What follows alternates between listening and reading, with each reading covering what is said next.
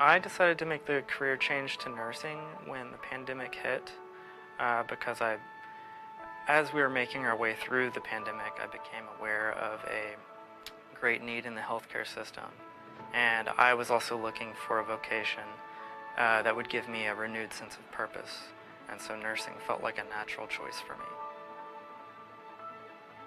As a former HCC employee, I was familiar with the positive learning environment that's fostered at Houston Community.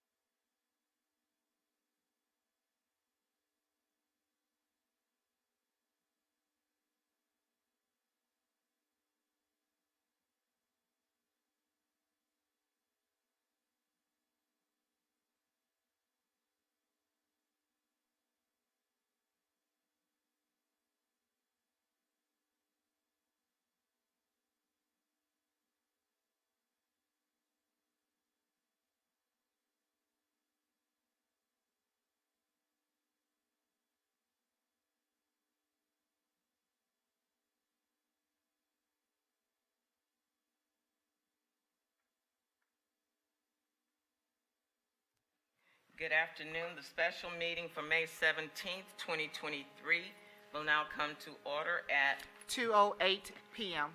This meeting was called for the purpose as listed on the duly posted meeting notice. A citizen desiring to appear before the Board of Trustees shall complete the hearing of citizens form 24 hours prior to the meeting and file said application with the Board Services Office. No citizens are signed up to speak. We will now begin with item A, student success outcomes. This is a report item. No action is required. Chancellor Maldonado will introduce this item.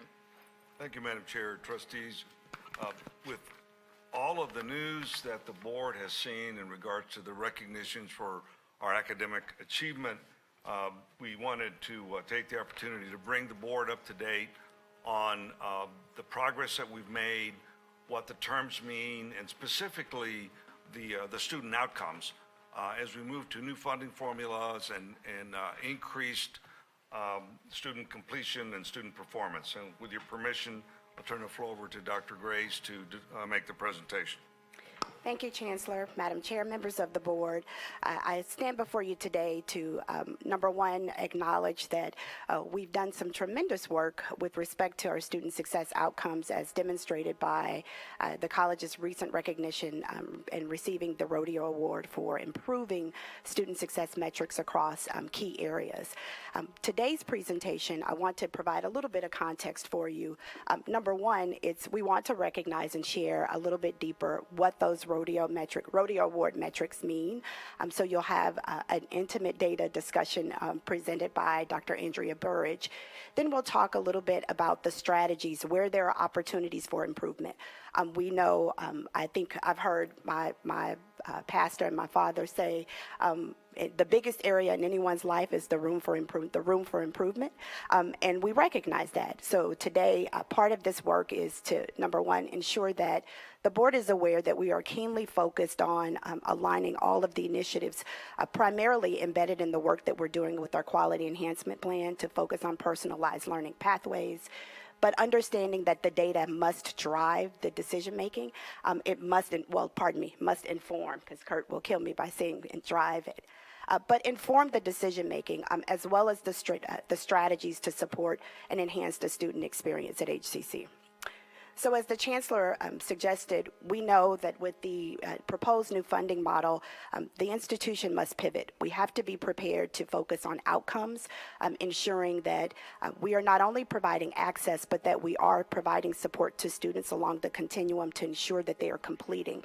And not just completing their programs, but earning a credential of value that moves them to economic freedom and increases economic mobility for them and their families and the communities in which they reside. In our assessment and review of the data, we recognize that there are a couple of key areas that we'll talk a little bit about more in depth in the presentation.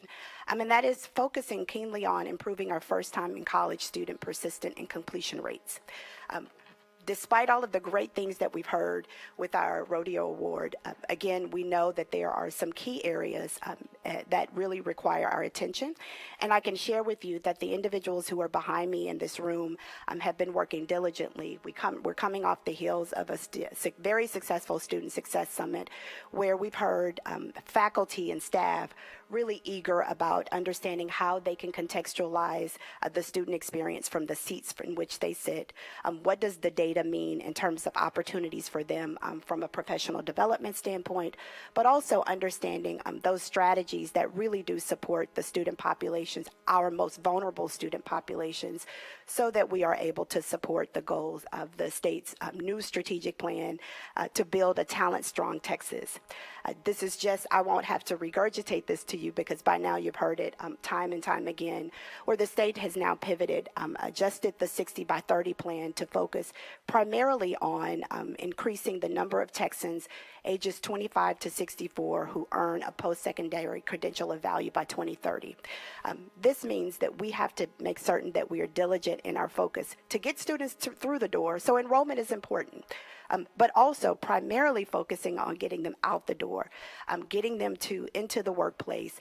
And I believe that we have a number of strategies for which you'll hear more about, particularly how we are embedding credentials of value in our academic and our workforce programs, and how we're providing the support for our faculty and staff to ensure that they are prepared to meet the students where they are.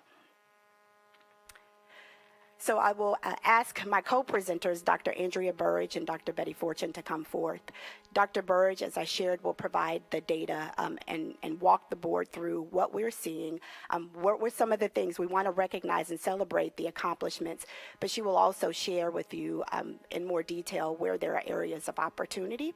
And then Dr. Fortune will come and share the work that we're doing as part of our Texas Pathways work, our Achieving the Dream efforts, and how we're aligning strategies to ensure that we're addressing some of the concerns that are noted here.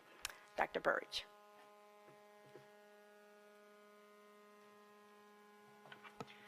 Good afternoon. As you're aware, HCC was honored with the Rodeo Award. The Rodeo Award is an award given by the Texas Pathways schools for improvement across metrics.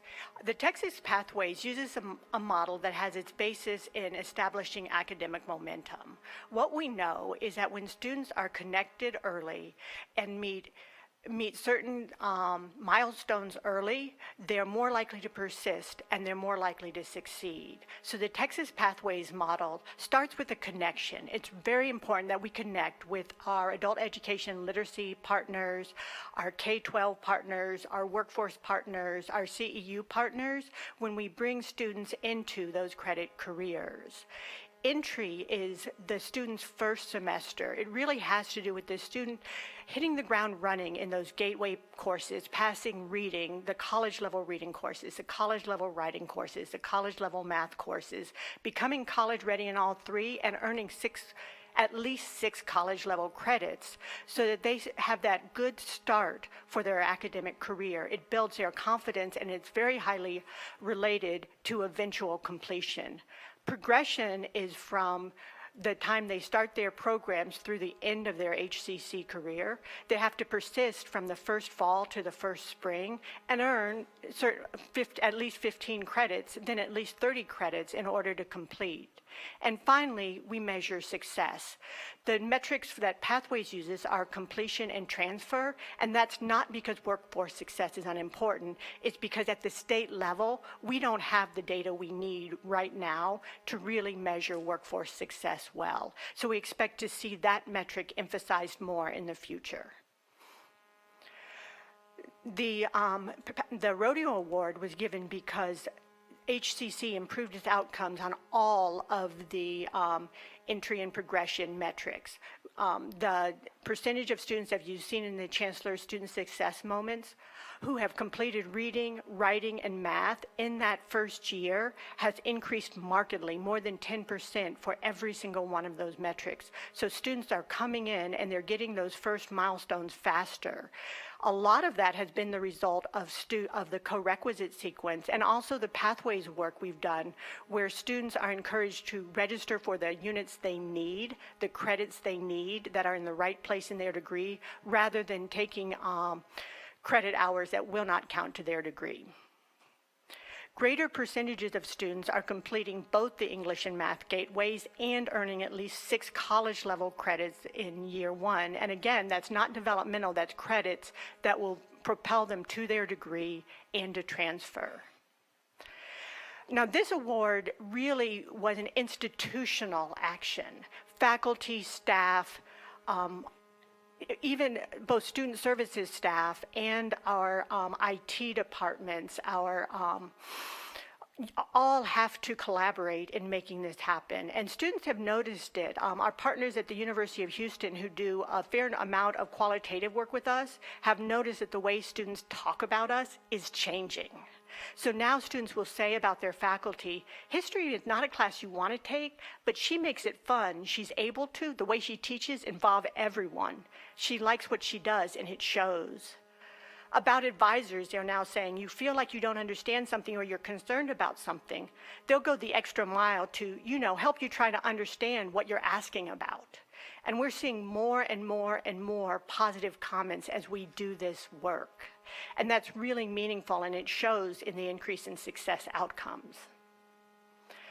The progression metrics are persisting from fall to spring, and we had an increase from 2016 to 2020, although that metric is flatter than some of the others.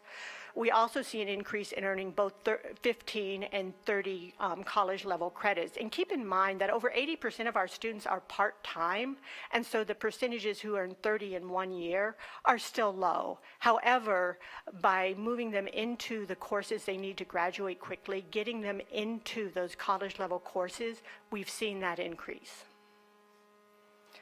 Okay, so now I'm on the improvement areas. We, as an institution, we always think about how can we get better? How can we serve our students better? So we look at a wide range of metrics. One of those metrics is whether students are earning credit hours their first semester, and that's more than 0. And one thing that you can see in this chart is over 6,000 students every fall come into HCC and leave us without earning a single college-level credit. As an institution, we want to do better, and we need to do better for our students. That's 13%. So this is a metric that we've agreed at the Pathways Institutes that we need to target, and we need to reduce that number. And that number is not evenly distributed across our students. As you look at this graph, the darker bars are our new students, new to HCC coming in that year. The lighter bars are all students, and you can see that our students are particularly at risk to having a semester where they do not earn a single credit in their first year. And that's one of the reasons that our QEP is focusing on that first year, so that we can try to connect with our students better and help give them the resources that they need and the support they need to earn credit hours. We also see the same gaps in our institutional outcomes that you've seen across some of the other metrics and that are common in higher education, that our male students are more likely to have a 0 credit hour semester than our female students, and similarly our Black and Hispanic students are more likely than our white and Asian students. And so again, this is something that as an institution we're very concerned about, and that we're actively addressing. The second improvement area is student persistence into their second year. So this is a student starting in the fall and then returning to us their next fall. You can see that this metric has been largely flat. There was a gap during the pandemic, that's at 2020, 46%, but we've largely been flat. So 50% of our students are not coming back the next year. When we look at that in more detail, this chart shows the students who are still enrolled with us, the students who have transferred, and the students have earned an award. And you can see that even when we modify this metric to add the transfer and the awards in, it's still not as robust as we'd like it to be. For our African American and Hispanic student, you see a gap in the outcomes, in our institutional outcomes versus, again, our Asian and international students in particular. You can also see a little bit of the transfer gap that we're also trying to actively address as we plan the initiatives you've heard about, like our transfer centers. And when we think about how do we change these institutional outcomes, we really think about what do our students need. And a lot of this is the work you've heard about with our QEP. 47% of our students are the first in their family to attend college. That means that they may need support understanding the language of higher ed. It can be, the FAFSA financial aid form is much more difficult without experience filling them out in the past. 35% of students' first language is not English, which is not a surprise given that we're really a global city, and almost a quarter of the residents in Houston are foreign-born. 35% of our students are primary caregivers to children. More than 3 in 5 are experiencing food insecurity. 74% of them show signs of housing insecurity, and 74% of our students work while attending HCC. when we talk to our students who have stopped out, their number one reason they give us is not academic, it's financial. And it could be the funding for college, it could be that they've had to pick up another shift, but the primary reasons are often around these basic needs and these finances. So at this point, I'm going to invite Dr. Fortune up to talk about our plans going forward.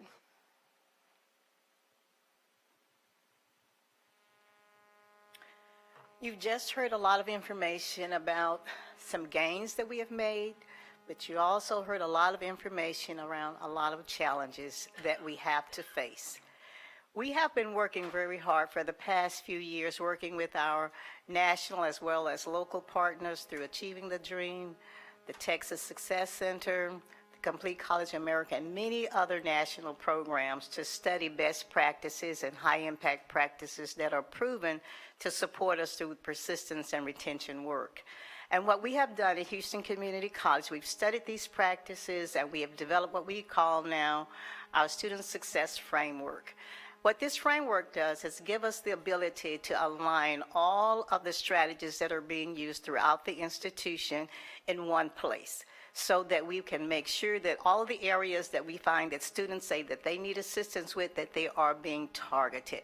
We want to be more strategic, more intentional in providing the services that we provide, from connection, how we connect with students, and expected outcomes for that, and well as how they enter the institution, making sure that there are people there to get touch points through their progression, and making sure that when they leave here that they have credentials of value that will lead to employment or transfer to four-year institutions. You will also notice on this next infographic where you will see all of the expected outcomes from these various areas, as well as how we expect to measure the effectiveness of these strategies that we've been engaging in. And we've seen some strides, some improvement in some areas, but we know again, there is much work left to be done. We will be looking at the percentages as you note on the chart. I will not go through the chart with you, but these are the measurements that we will be using to assess whether or not these strategies are making positive impacts on the ability of our students to be successful, all the way from connection through advancement. The next chart that you will take a look at provides another picture of further alignment of the strategies that we'll be using to support our students all along their journey. From the student's perspective, what we will use to assure that students have what they need and when they need it. Then looking at our own internal processes to see what are we doing, how are we onboarding students, are we losing them in the onboarding process, or is it the first semester, are they not getting the 15 semester credit hours the first year? So we're looking at our internal processes to make sure that we have internal processes that will be helpful to make sure that students are able to move through that process. Then lastly, we're taking a look now at our own organizational capabilities.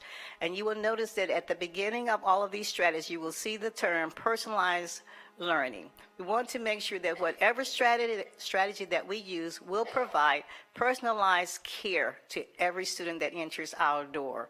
You will also notice underneath the institutional strategies that have been adopted, some of the forms of strategies that we'll be using through the national as well as local agencies that we work with.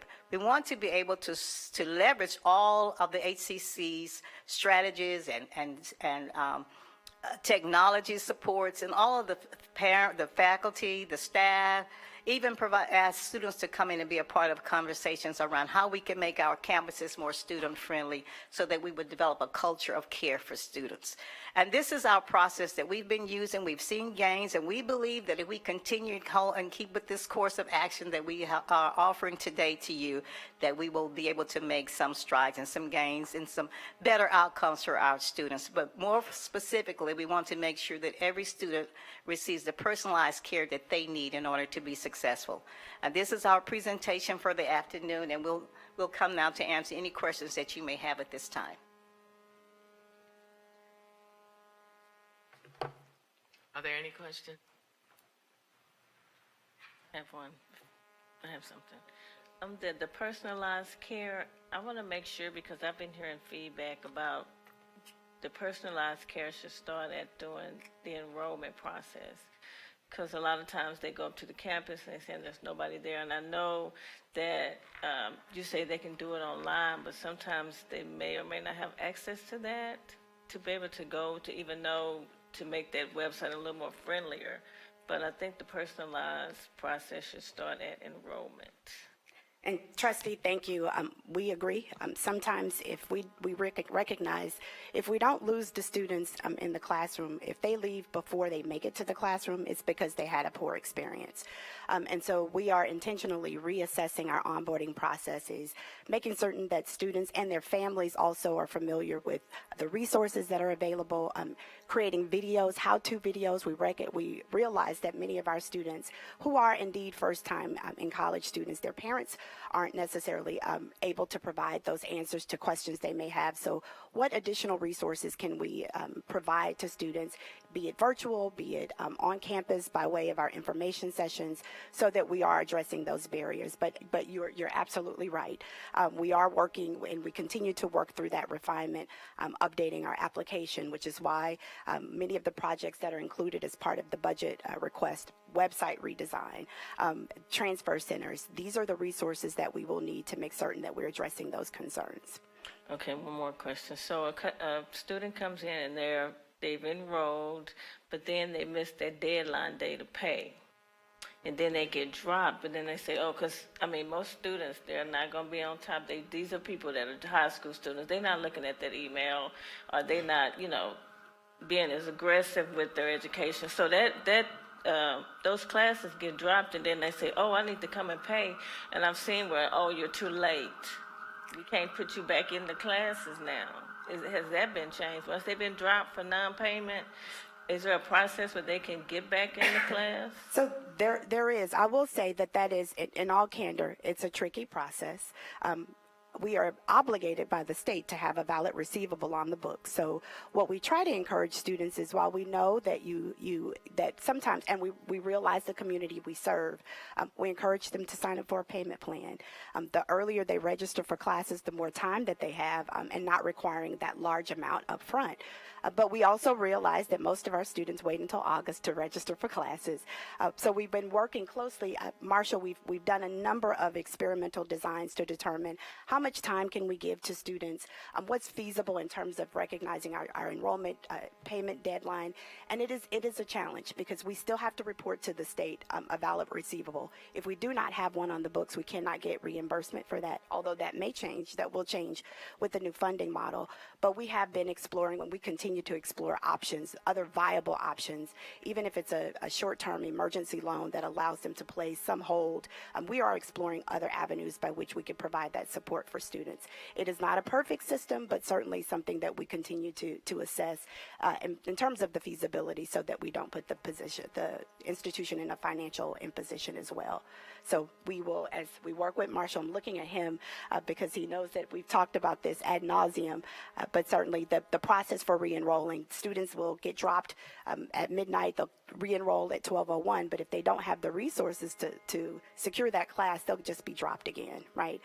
So number one is identifying what kind of quick aid or emergency aid we could provide, and if there's anything legally that we could do other than over-communicate the urgency around payment and securing some form of perhaps a tuition down payment, we would have to provide. So I'll be happy to provide more context. We'll talk to Marshall, continue to have those discussions and see what's feasible, so that we are at least trying to address or mitigate some of those concerns and challenges. Okay. And my last one. So the student enrolls, then the class is dropped. They either drop for payment or they drop because the class didn't make. What is the process to reach out to that student?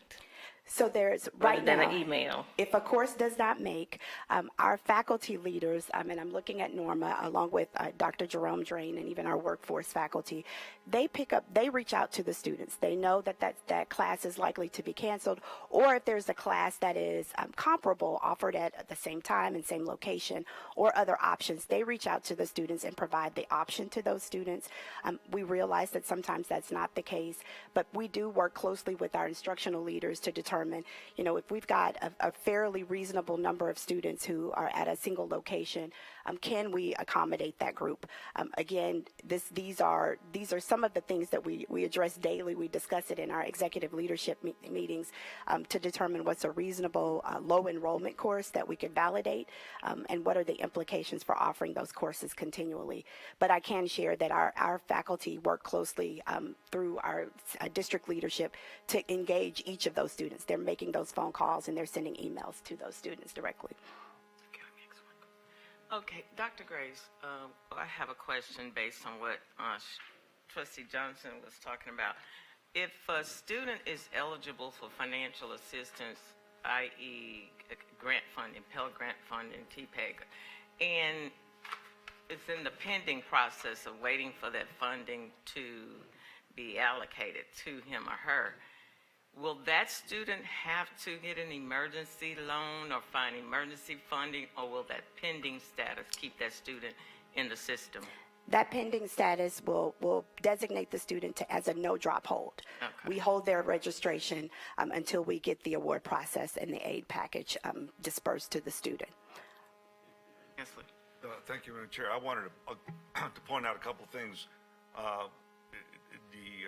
Your question addressed one of them, is that we are developing we have some in place, but we're developing some processes to default to an emergency loan for a period of time that might extend that drop date for 1 or 2 days to try to get us a little more time to connect with that student and get that resolved.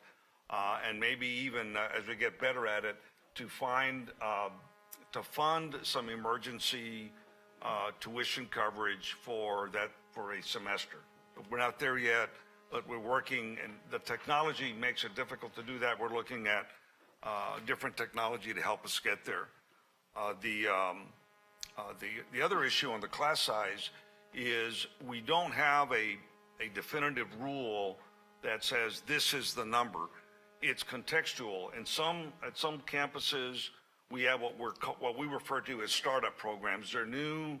It's a campus that we want to grow, and we're willing to accept the financial burden to have a small class to get that started, with the expectation for our recruiters and our student services that we want to grow this over a period of time and see growth in enrollment in those sections. In those areas, and in other circumstances, we have some students that might be short of this one class for graduation, for completion. So we have some flexibility to allow that. So we do have guidelines, but the chief academic officer has the privilege to extend or keep the class size number down on a case-by-case basis. So before classes are dropped, the information goes to the leadership team, the executive council, and that's discussed at the executive council to try to have equity and balance across the system. Trustee Wilson, then. You said that about 50% of the students don't return the second year.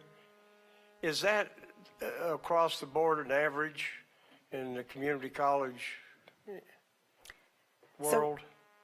So I will say for our peer institutions, with the exception of Alamo College, that is pretty consistent. San Jac is a little bit higher, but we see that on average, number one, because we know that we serve primarily our students are part-time, so those numbers decline even more significantly as you think about part-time enrollment. But that is in line, although not ideal, with what we see from most peer institutions, with the exception of those two that I named locally. Okay. You said that we have some successes and we have some challenges. Opportunities.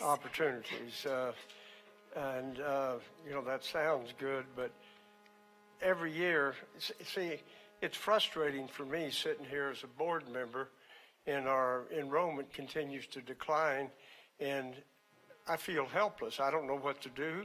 I don't know how to influence, and when you come to us and tell us we've got opportunities and our enrollment still goes down, and you're going to try these new strategies,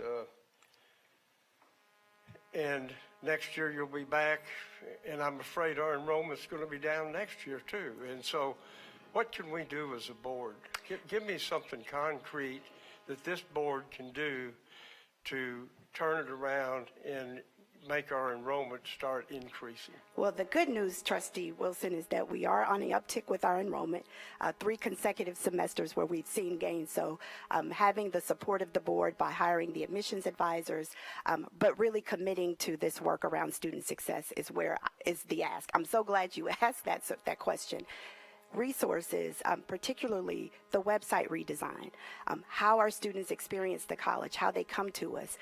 When we talk about elevating this discussion among the board, even at the board level through the state organizations like TAC and the Board of Trustee Institute, these are conversations that are real and that are tangible for us. So how do we prioritize, number one, our efforts around faculty alignment, around understanding that professional development is critical to creating a sense of belonging for the students who come through this door. We know that many of our students are first time in college, first generation college students. So what does that experience look like? They're not a monolith. We've got undocumented students. We've got, we run the entire gamut. Having the board support and advocacy, quite honestly, around the student success agenda is critical. Understanding that enrollment is vitally important, but it's not how we're funded. These are the numbers that matter and will matter going forward. We can bring in tons of students every semester and new students, but if we're not getting them through, we're still doing a disservice, a large disservice, and we won't meet our obligations to support the Texas, building a talent strong Texas pipeline. Next year, I want to see some improved figures. I want to see some progress. And, we're the board. We're not out there in the trenches. It's the administration and you all's job to make it happen, and it's not happening. So hopefully next year we won't be going through another presentation. Well, I'll say that in all fairness, this kind of work doesn't happen from semester to semester. Right? We've seen, quite candidly, the work and the results of the Rodeo Award were 8 years in the making. We're trying to turn the Titanic, if I could use an analogy, and it's about really shifting the paradigm and the focus around how do we improve the classroom experience? How do we address the concerns, the basic needs of our students? Because those are real. Those data that we shared were evidence of that, to have 74% of your students who were concerned about housing security. So what can we do as an institution? We realize we're not a social agency, but certainly if a student is concerned about where they're going to lay their head at night, how can they be focused on their classroom studies? Those are the real concerns that we're trying to address. That's why we emphasize personalized learning pathways, so that we are not creating a system or providing a broad stroke that we think will be one size fits all. We have to engage every single student and understand what their needs are and how do we set them up for success from the time they walk through that door.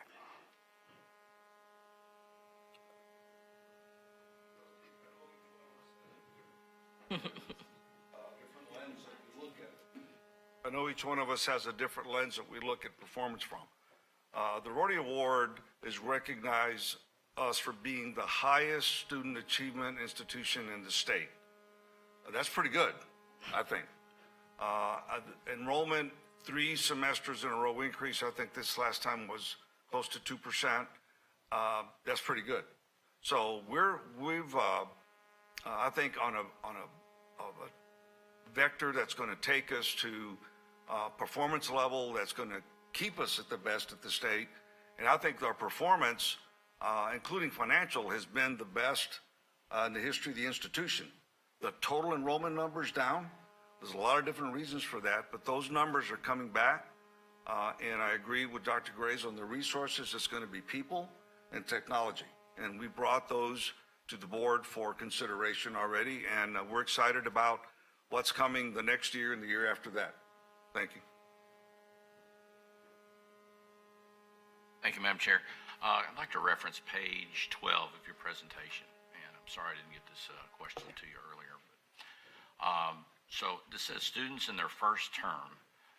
These are all students. This is first term for all students. For all students, correct. So what I'm trying to ATD cohort.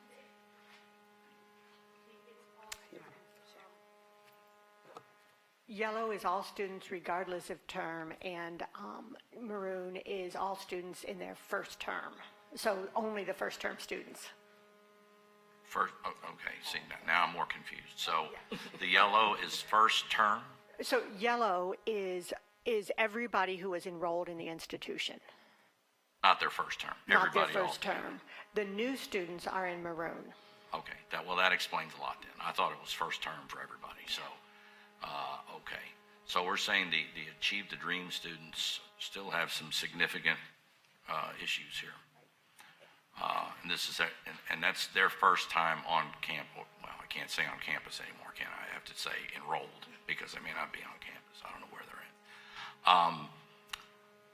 And that's, so this graph is to compare first-time students, and I'm assuming, are all our first-time students Achieve the Dream students or not? They are. Yeah.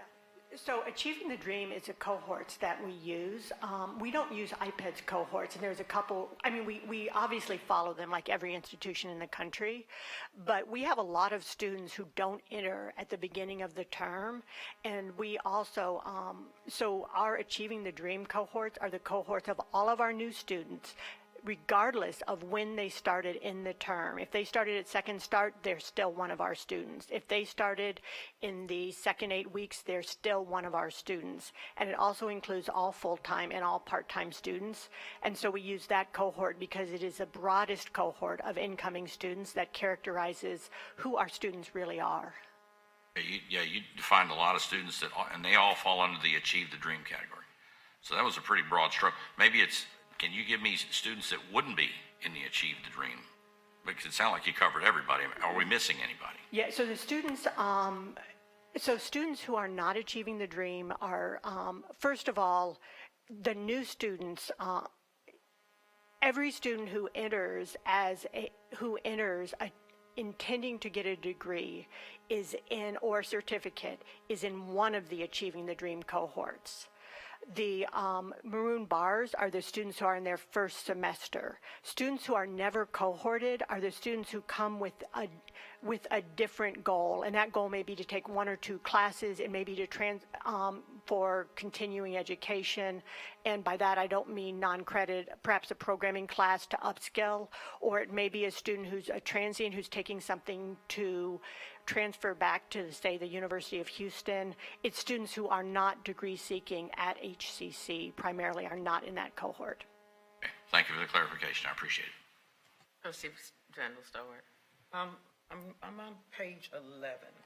So the statement that says students have not earned any credit hours, is that failing or dropping? So they either fail or drop.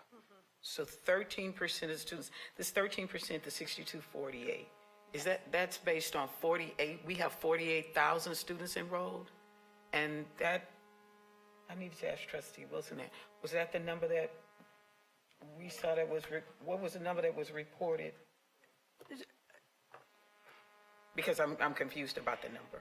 Is the 13%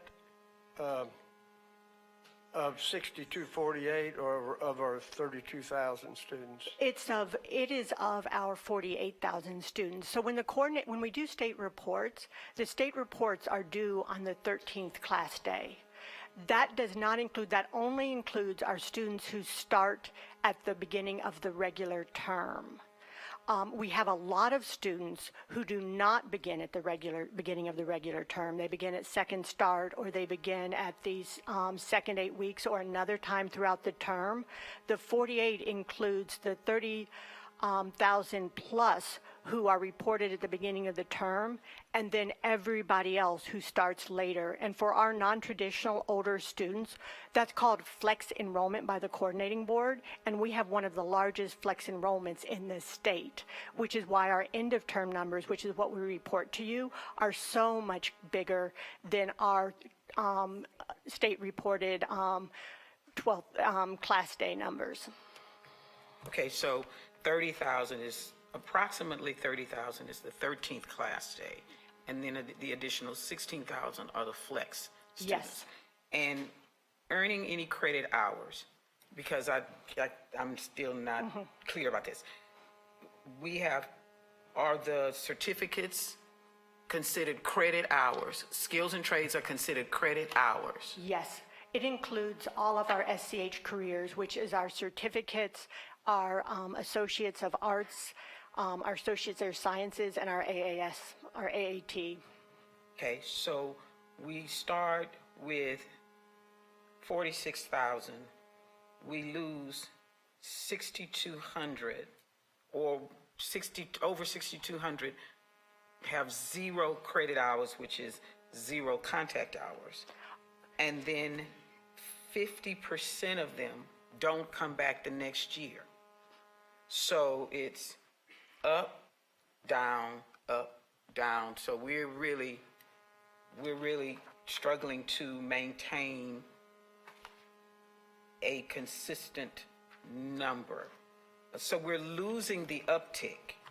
If only 50% of them stay, and we're only growing by 2%, we're losing at least half of the 2%. And then of that 1% that stays, that half that stays, they're still not getting any credit hours. So the statistics are really strange. I needed to ask another question, because that lets us know that out of 46,000 students, we're really not staying on task. But I do want to say this, Chancellor. When I was requesting the information, and I was saying that you had a program that should have been utilized to start our consultants to look at how we were going to do things, the pathways, this thing was it. And that this is how the state has really, they awarded us based on how this team established this pathways system. And that it is really, really a great system. And I couldn't explain it before, but seeing it now, and I knew what it was because I was approached by several people at the state level, and they were saying that our pathways model was truly extraordinary. They really did. And so this is it. This is very good, because it does help us really to find, or to locate, to move students through a particular pathway, to keep up with how far they've gone, what they need. This is a really good model. This is really excellent. And this is the model that I was talking about. So, I mean, I have to say kudos to you.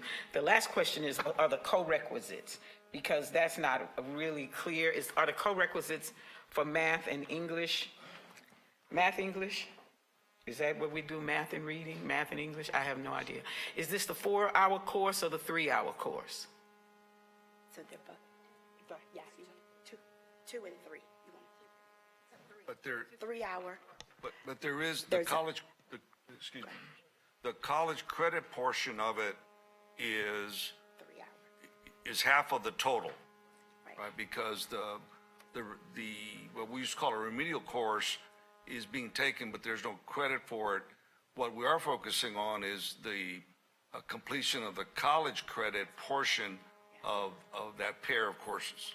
Okay, so when you pair the courses, is there an additional hour for the remedial that's added to the 3 hours?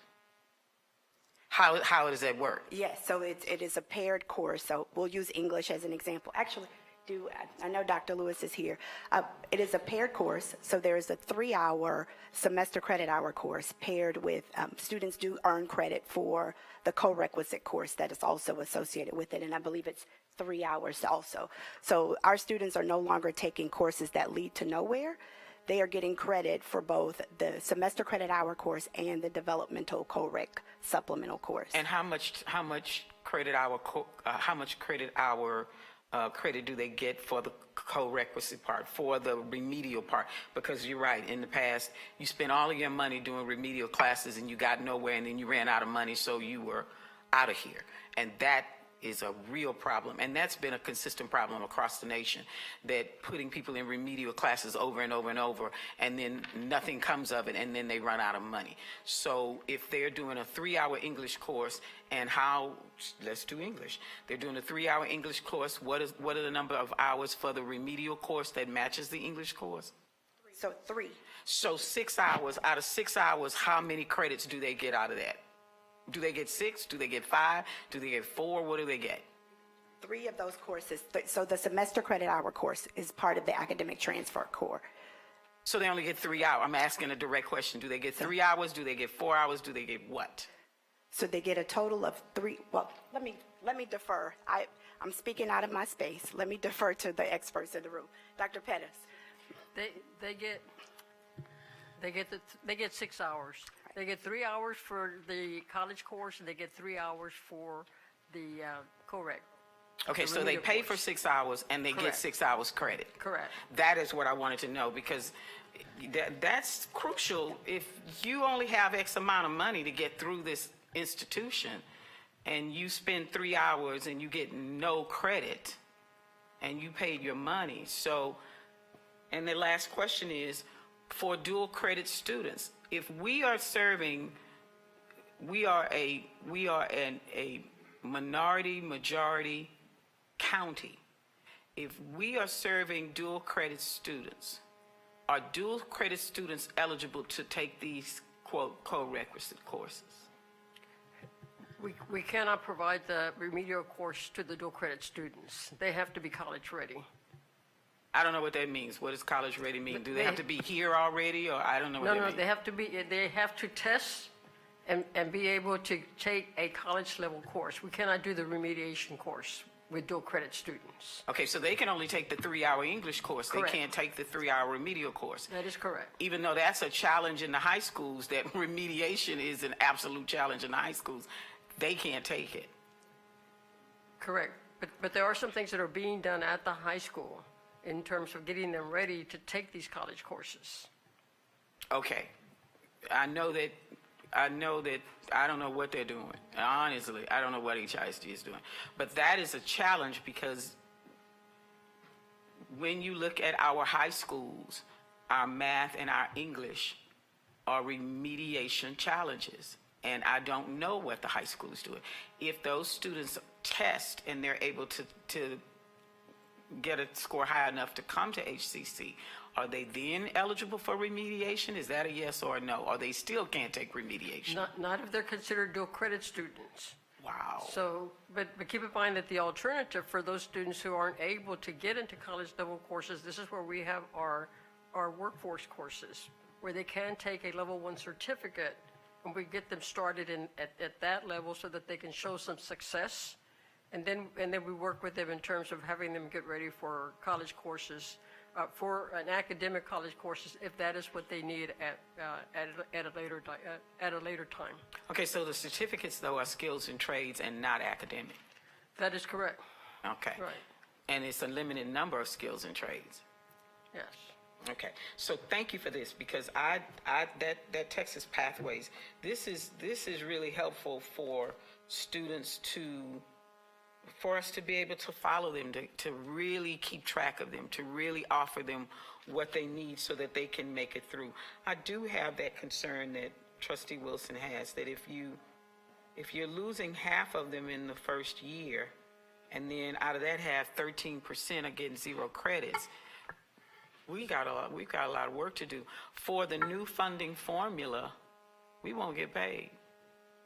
That's going to be a challenge. But I think that this Texas Pathways is going to be significant in helping us to follow this. And my question to the foundation? Okay. My question to the foundation is that, is it possible to have some sort of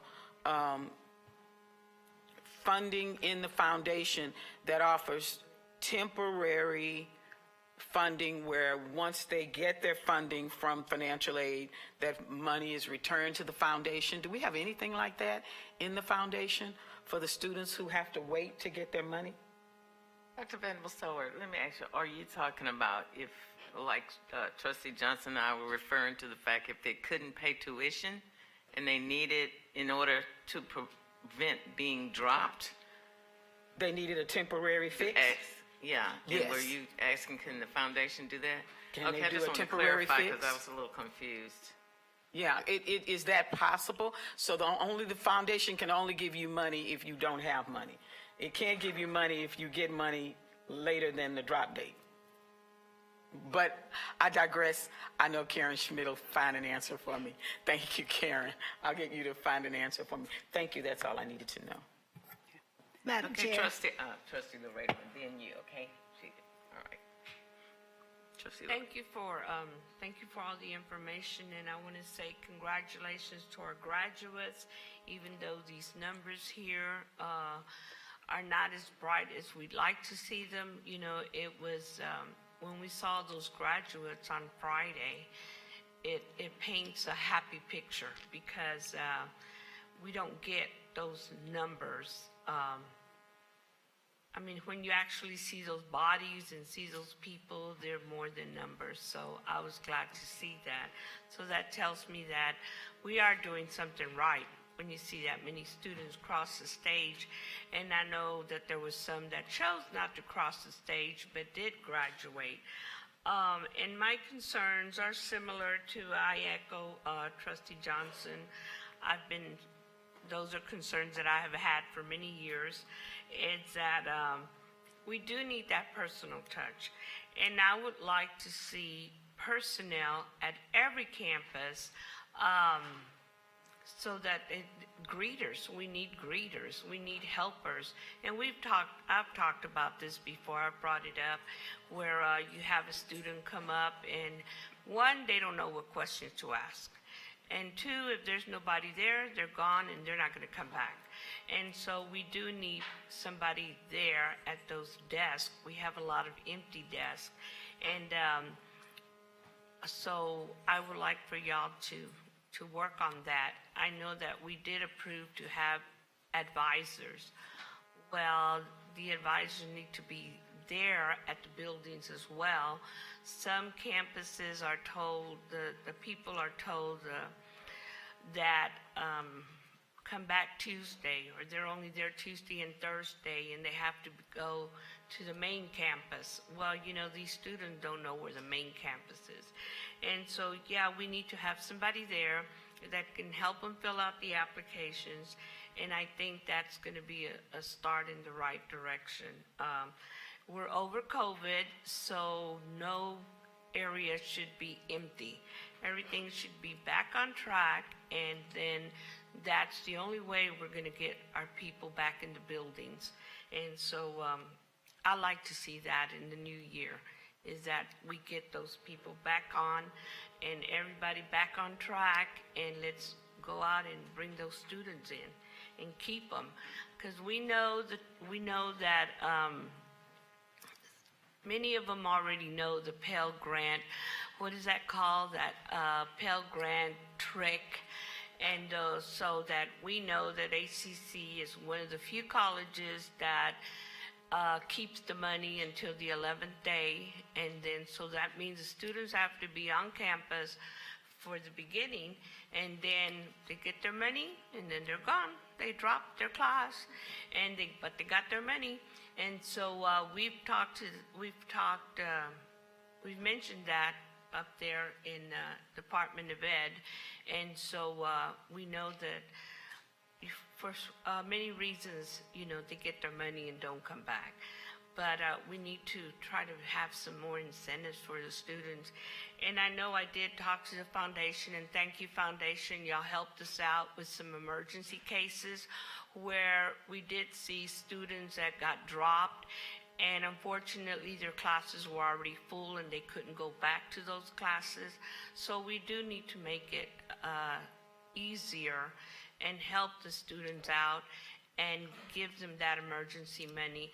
I know with our, when we did the Hispanic foundation, scholarship foundation, we still have money left in there. And so we made sure that the foundation knew that let's use that emergency money and give it to the students. we don't want it to just sit there. You know, we want it to be given to the students. And some of the deans were able to help us out. But I know students don't know that and don't even know where to go, because when they're called and told your money isn't in, you didn't pay, your classes are dropped, we discourage them from getting loans because the loan sharks are ready to give that money, and then those students have to pay it back. But if there was another department in our finances that would gear them or steer them towards the foundation or to our emergency funding, that would be great too. So that's all I have to say. Thank you, and let's bring those students in, help them complete, graduate, and all. Thank you. Thank you. Trustee Flowers. Thank you for all that you've done to get that 10% gain with your co-requisites. So I just want you to know that I noticed, and I know that came with a lot of effort. So I applaud all of you. Thank you. It goes to the team, the entire team. Thank you, Trustee Flowers. Listen. Yeah, something was said about, I'd like to get this clear in my mind. I realize we're running a little behind, but if a student signs up and fails a class, a 3-hour class, does the school not get paid for semester credit hour reimbursement? So yes, we get the contact hours. So the course success is not contingent upon the student's success, the outcome in terms of how we're funded. We don't get the funding if the student has sat in the class and we've not either received financial aid or some other receivable on the books, meaning having some form of payment. But we do get the funding regardless of the course success outcome for the student. What about the drop date? I'm sorry. If they drop in the first week or two? Yeah, then that doesn't count. So There's no if they funding? withdraw from the class or drop, then that's not That's what funded. I wanted to know. Thanks. Sure.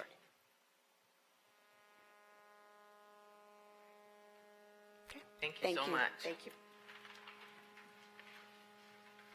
Next, we'll move to item B, report on FY 2024 Budget Development Board Workshop, number 5, recommended FY 2024 unrestricted budget. This is a report item. No action is required. Chancellor Maldonado will introduce this item. Thank you, Madam Chair. Trustees, as you know, we're trekking towards a request for budget approval next month.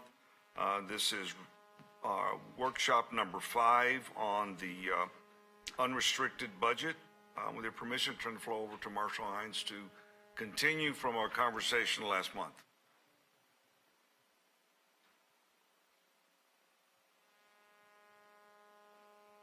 Thank you, Chancellor, Madam Chair, Trustees. I'm very happy to be here today to present you with workshop number 5. It doesn't seem that long ago that in November we were kicking off this Budget 2024 initiative in the Finance and Accounting and Budget Department. I'm very excited about the performance we've had financially in this budget for fiscal year 23 as well as 22. We've all survived the COVID. We've come out very strong, and we've been recognized by Wall Street, all the bond rating agencies. Our cash is strong. I'm going to go through some of those items today. And again, as Chancellor said, this is the 5th meeting that we had specifically for this purpose. I think that, you've heard me talk about our 3-legged stool for financial revenue. And so today I want you to think about, as we go through this, that with our investments now performing much better because the interest rate increases we've seen on Wall Street, and with our enrollment tuition fees growing, we're now putting HERF behind us. It's no longer one of our revenue sources, so that's one of our 3-legged stool legs.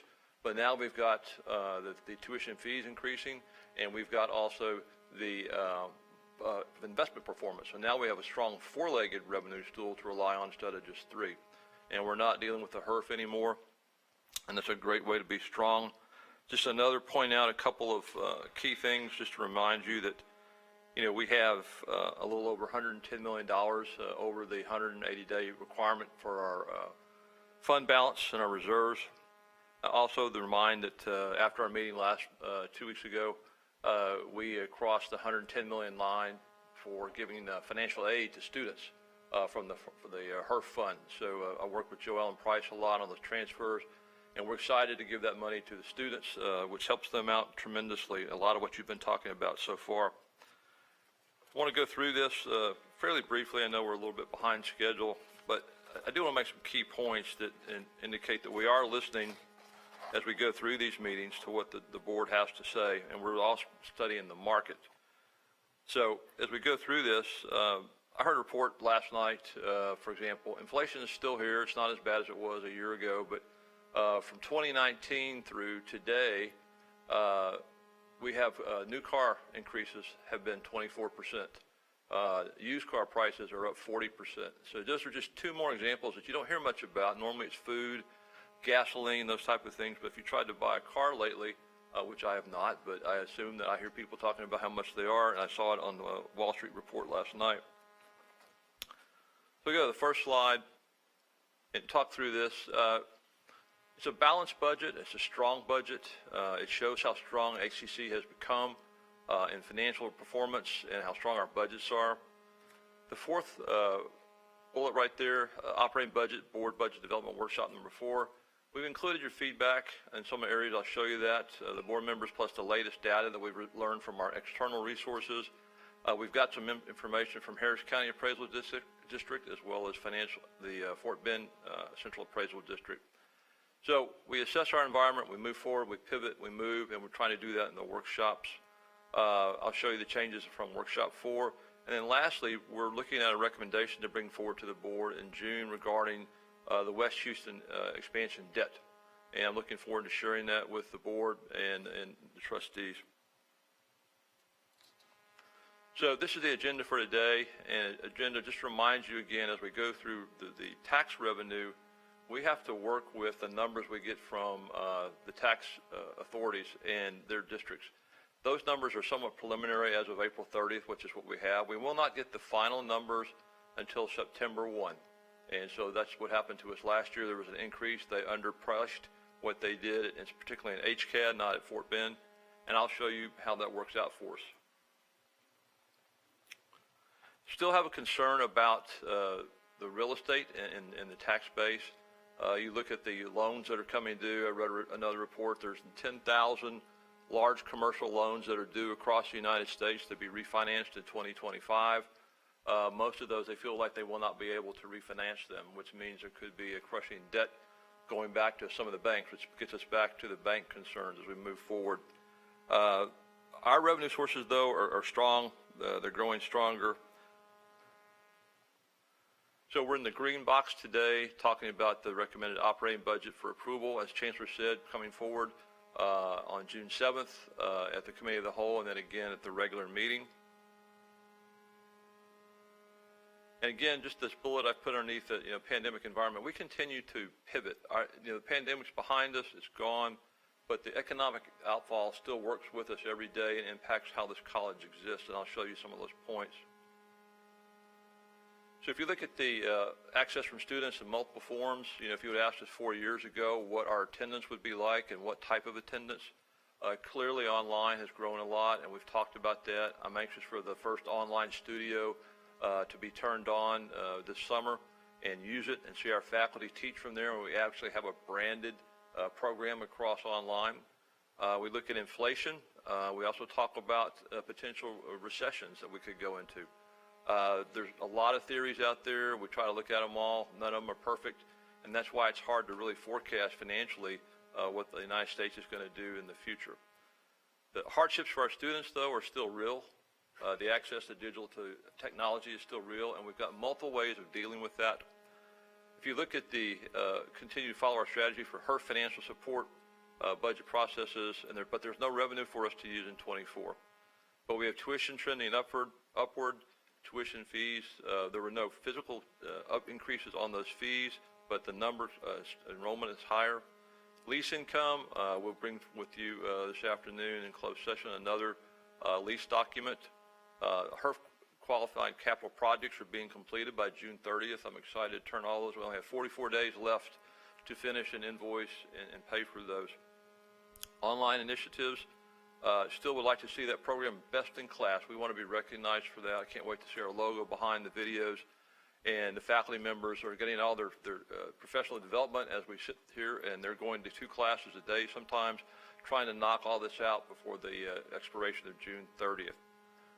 And then enhanced efficient marketing program, even though our budget doesn't reflect it, when you see the financial reports, Romella's got a great plan to bring us forward and make showcase more of the HCC's qualities. And then again, budgeting for vacant positions, we've reduced associated benefits for 3rd year in a row for $4 million out of this budget. So you look at more of the challenges and opportunity. We look at the initiatives that we have, the financial returns at all locations that does not exist, so we have to spread the ones that do across the system. If you look at down in the 5th bullet, 24 HCC assignment, class section management, these are opportunities for us to work and study and do hard work in fiscal year 24, so it comes out in 25 for us. Not efficiently financially to conduct small classes in certain circumstances we need to. It does impact on all campus. It does impact on all communities. It does impact on travel distance. We want to make sure we balance community needs with what we do, and we need to have the money to afford that to class people that need to take classes to graduate, people that need to take classes because they can't get out of their community, they don't have transportation issues. So a lot of things for us to keep in mind as we continue to be a minority-served institution. The newer campuses and locations, again, I just want to mention that typically you would expect to see a 5-year maturation process. COVID disrupted that probably by 3 years. So that's why you're seeing a little less at some of the campuses. Coming out of 7 days per week, all facilities, is that something that we need to continue 100% realistic and effective in the future? The master facility plan was just completed by Paige and I believe delivered to you both in a link format and also in a hard copy. Again, top bullet, deferred maintenance. As we look at this budget and we have a resource, a surplus for fiscal 23 that we're counting on, we'd like to see some of that money transferred to go to fund balance.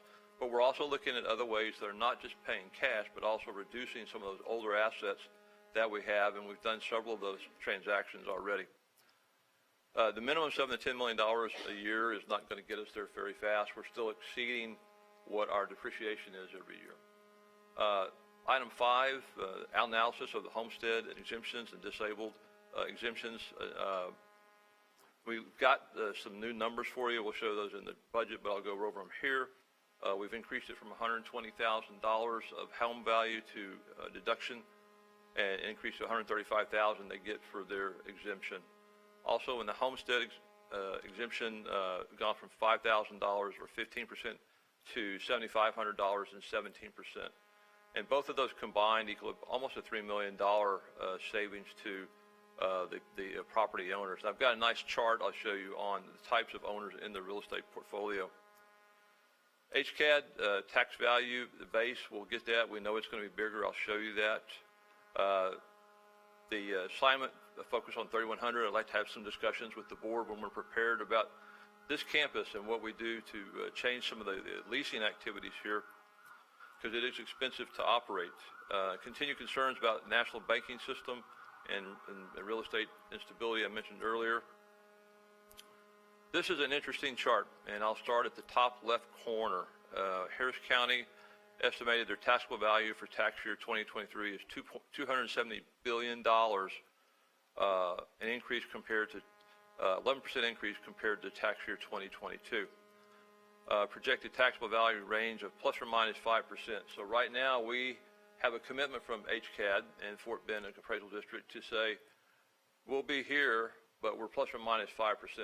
Last year they came in 9% higher, so they weren't even within their range, so that caused some problems for us going forward.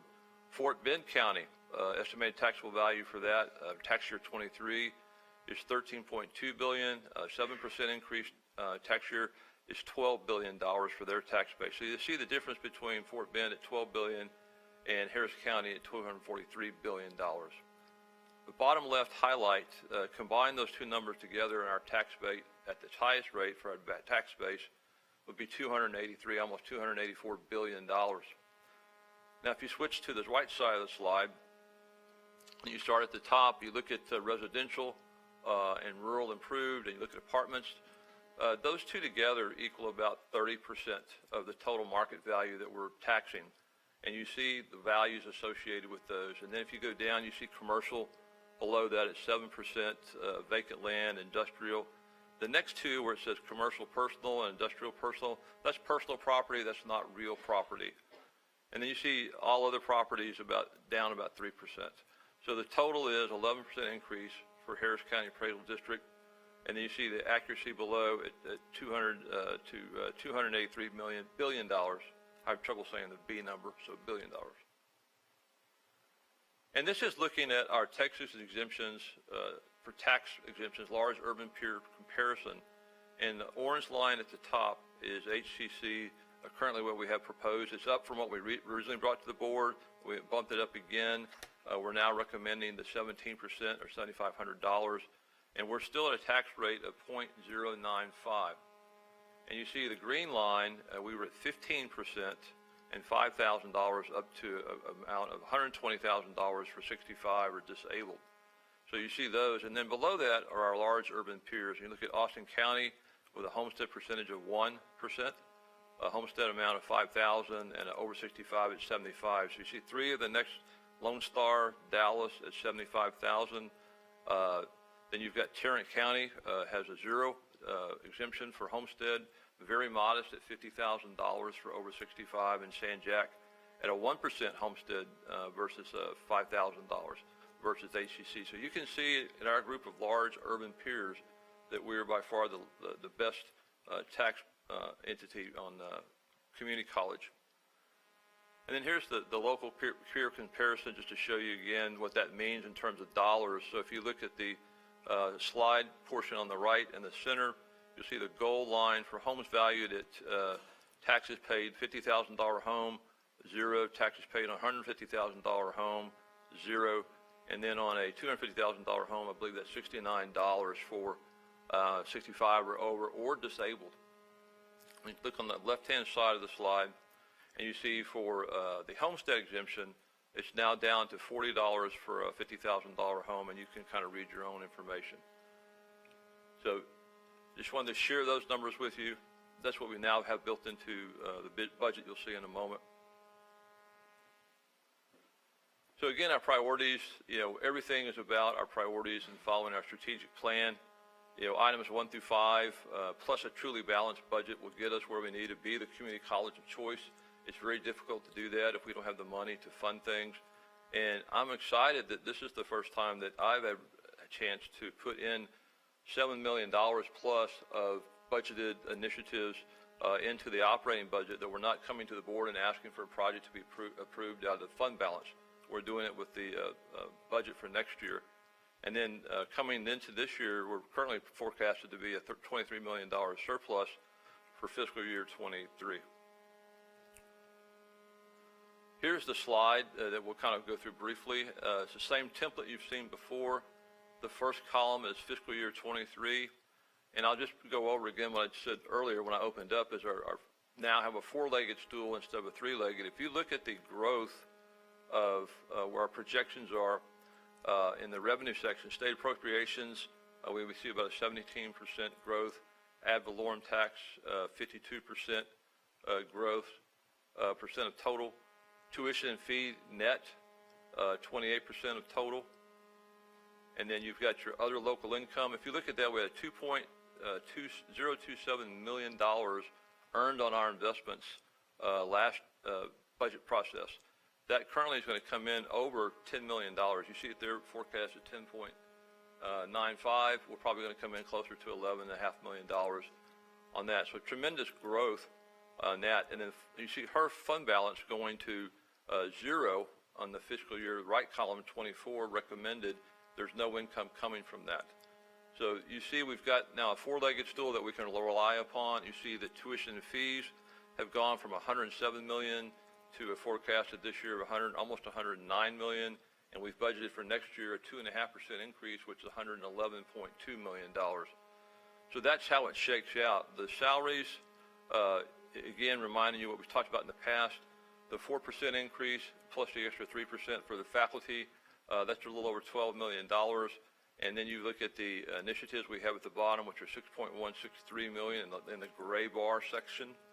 You add those two numbers, it really pretty much comes together with what we've recommended for this budget. And then just talking about salaries, there's a little bit of an impact of inflation on the benefit cost. Then you've got our other operating non-payroll, our debt service, et cetera. So again, looking forward, very strong. We don't know where we'll be. We may have to adjust when we get more information from Harris County, but this is the budget we're bringing forward in June, subject to your input and approval. So I will stop there for just a moment and be happy to ask any questions. Thank you, Marshall. Any questions from any of my fellow trustees? Trustee Glazer?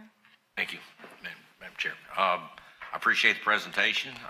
Appreciate the hard work that our administration has done to keep us in a financial good position. And we've had as folks would say, sometimes you're good, sometimes you're lucky. I think here we got both. That's right. And things have worked out in our favor. I'm still advocating for, and I know you've moved the numbers on the exemptions for homesteads and disabled and seniors. I'd still like us to see if we can perhaps get to parity with, I know of 5 other local area entities, Port Authority, the Harris County Hospital District, Department of Education, Harris County, and the Harris County Flood Control District. If we could match the exemptions that they're offering. And the way the numbers have been presented in the way I think I understand them through your explanation and from other sources, we can provide these exemptions, and with the increase in the tax base that we're seeing in our area, we really won't see any money out of pocket or very little, because what you showed, the estimated increase in our tax base is going to go up double digits, like 10 or 11%, if you mention. And I think we're limited on dollar over dollar at 8%, if I remember right. So that, to me, that gives us a gap to where we can afford additional exemptions to homestead and seniors and disabled, and we'll still not have to change our tax rate. In fact, we may, if those numbers come through as they did last year, we may in fact have to reduce our tax rate again, because we'll be hitting the maximum revenue that we can get statutorily. So I'd like you guys to take a look at that and see if that's possible. Again, you talk about the legs, the 3 and the 4 legs. I kind of envisioned the HERF money as a crutch for one of the legs when it was broken.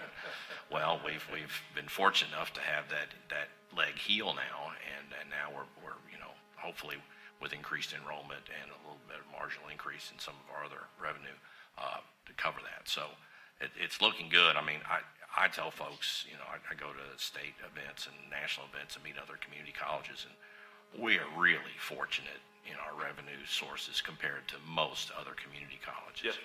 And I'm glad that we take advantage of that. And but I definitely want to make sure our homestead and seniors and disabled get a fair share.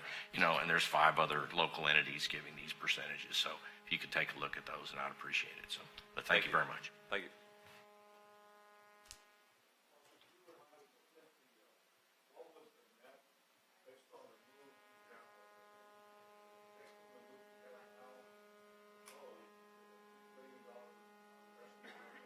It's $3 million combined for both homestead and over 65 that we've not had before. So the movement from, I just wanted to clarify, the movement from where we were to what we're proposing is a loss of $3 million of revenue. And we will look at, certainly follow your guidance and take a look at what, how further we would recommend moving. And I just wanted to, and if I'm not on the right path, let me know. But I think our 8% limit will generate the numbers you mentioned, Chancellor, are maybe book entry numbers, but we may not, in fact, actually see that reduction in net revenue, because we may be able to pick that up on if we don't, assuming we don't change our tax rate, we'll pick that up anyway because of the increase in the tax base. A lot of, everything, pretty much everything you said is accurate in terms of the way the tax works, and probably what we will see, even if the tax rate is not increase on the tax base for Harris County Fort Bend is not 11%, let's say it's 5.5%, we should be a flat tax, or maybe even less, because we cannot go over 8% increase in revenue. Right. So we'll have to see how that bails out in September, The other things I just want to remind the trustees of is that we do still have a host of things, and you'll hear more about this in the couple of reports later this afternoon. We finally have the chance to take care of some of the financial obligations that we have, and I'm not talking about not reducing the exemptions anymore. I'm just saying I feel very strong that we can do some things that have been postponed for many, many years, and our physical footprint is so big. And I did the facility assessment condition survey back in 2019, and I think we've gotten $40 million to go toward that. Plus, we knocked off maybe another $40 million worth of property we no longer own, or we've converted the warehouses to. So we've tried to work on both ends to make that number smaller. But inflation came right behind us and jumped that $400 million, up 20% or 25%, whatever that number is. So it's growing, and we're still. Even if we didn't have that inflation, we still have such a huge footprint that we have to cover the operating costs. We have to keep those buildings in good repair. And that's just one issue, and you're going to hear some more about some other obligations that we have that we're going to be forced to do that all cost revenue. And rather than come to the fund balance and ask for a lot of money that what should be budgeted in an operating budget, they're not special projects. They're things we're going to now be normal business in the future. So this afternoon, we'll see that, and I will talk more about it. But thank you for your input, and I appreciate the compliments. Thank you, sir. Yes, sir. Thank you for the work. Any other questions? Trustee Wilson. So next month, you're bringing the refinancing of West Houston to the board, right? We're exploring it. We've got some good ideas. We've got some numbers, and we'll share those with the board. What is our return right now on our $102 million in excess? Was 2 or 3%? What's an average? Do you have an average rate? It's creeping up there because we had some really old. Some people bought some bonds that were 30-year bonds a long time ago, or Treasury notes that were paying 4%, years ago, and they're still paying that. And then we have very little that's left that is low. And so we're probably in the 3.5%. I'm just going to guess on that, but we're probably about pretty close to that. And in the bond market, what are we looking at? 7% or? I think probably closer to 5. 5? Mm-hmm. Okay. The longer you go out, the lower the interest rates become, kind of just like T-bills. Okay. So it's if we were trying to borrow money for, if you went out for a residential loan today, it's about 6.5%. If you went out to buy a 10-year commercial loan for your business, for example, it may be 8%. Right. But if you're buying a 10-year loan, it may be less. Okay. Thank you. Why is transferring $10 million to fund balance and income a revenue?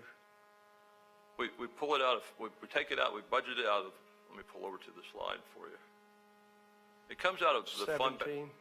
We come out of the fund balance bucket, and we've treated it as revenue, and you see that below there, it's taken out as an expense. Yeah, but I really don't call that a revenue. I call that taking money out of your savings account.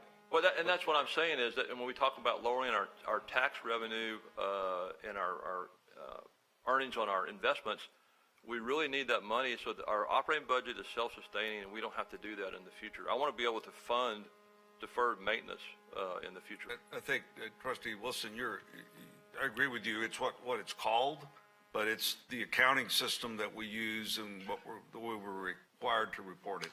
It is, the source of it is our reserves, but in the budget, it's recognized as a revenue. Any other questions? Yeah, on page 9, the first bullet item, 2.5% enrollment increase is approximately 2,000 students. And that, in order to get 2,000 out of 2.5%, you got to have 80,000 students. How many? One of those numbers I don't think is accurate. I'll ask Dr. Graves if she has a comment on that. If not, I will answer that or maybe the chancellor has a comment. I think if you go look at the, Trustee Wilson, at the dashboard that gives you a current, fairly current number, we're at about 80,000 students, so the math is approximately correct. Annual unduplicated headcount. 80,000? Yes, sir. That dual credit and, It's all students. That's All everything. students, yes.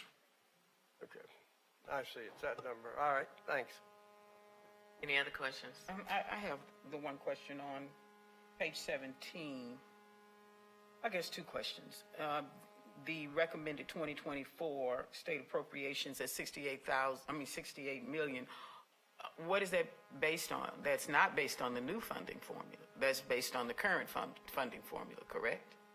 It's based on what's being told to us from Austin, but there's really not any difference in the model that we see in fiscal year 24 and 25. The real changes are going to be in 26 and 27. And the other thing that we have in 24 and 25 is there's a safe harbor component, and that is that you can never get below what you've currently been owning in those first years. As you start to ramp up on quality and success with the students, they don't want any colleges to fall behind for those first year or two. And Chancellor, you may want to comment on that if you would. Yes, I want to expand a little bit on the number is the number that we're getting from the coordinating board, but there is a possibility that the new funding formula is going to be implemented sooner than what Marshall just referenced. There will be some rulemaking committees that will meet early as 3 weeks from now to begin that process. So the intent is to implement the new funding formula as quickly as possible. So I have high expectations that that new formula will be in place in the coming year. Exactly. Thank you, Chancellor, because they did give us that information through the legislative committee. They expect the changes much sooner rather than later, because we as a legislative committee were requesting it. So they're honoring what we request.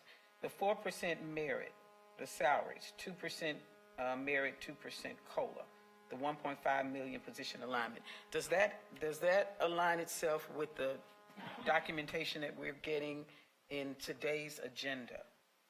There were 67 positions. Is that the 1.5, where the $1.5 million is being distributed?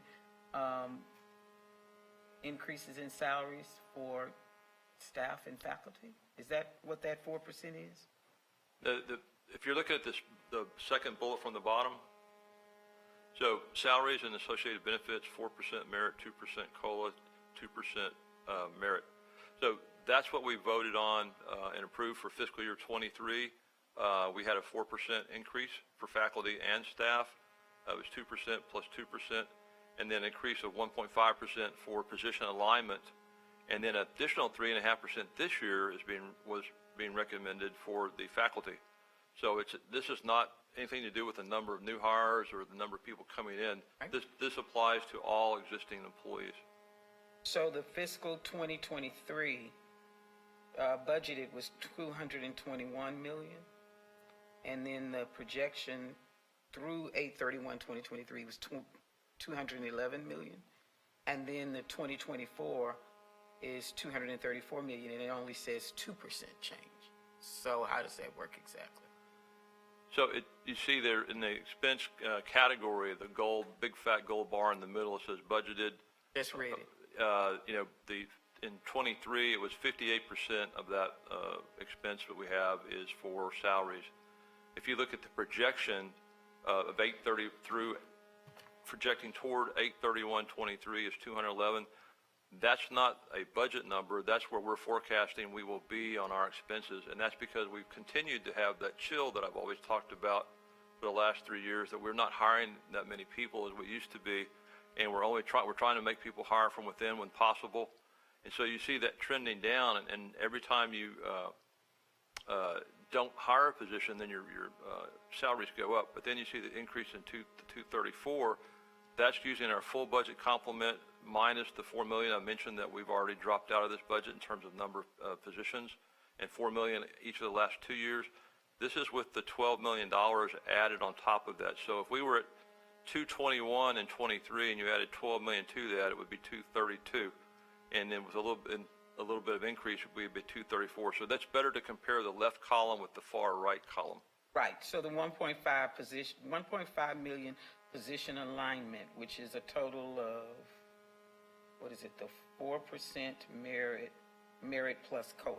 So merit plus COLA is 4%, plus 1.5 million as a position alignment, should turn out to be this 234.9 million.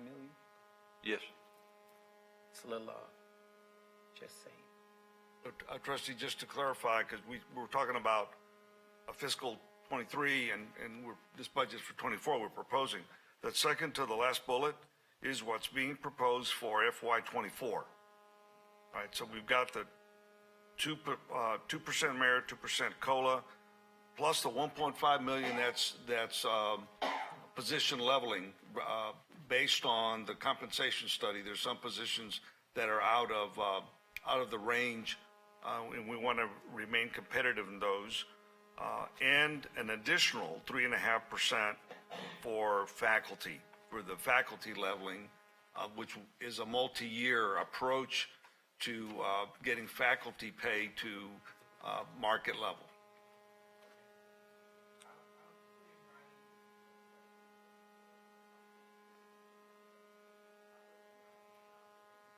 Oh, sure. All right, thanks.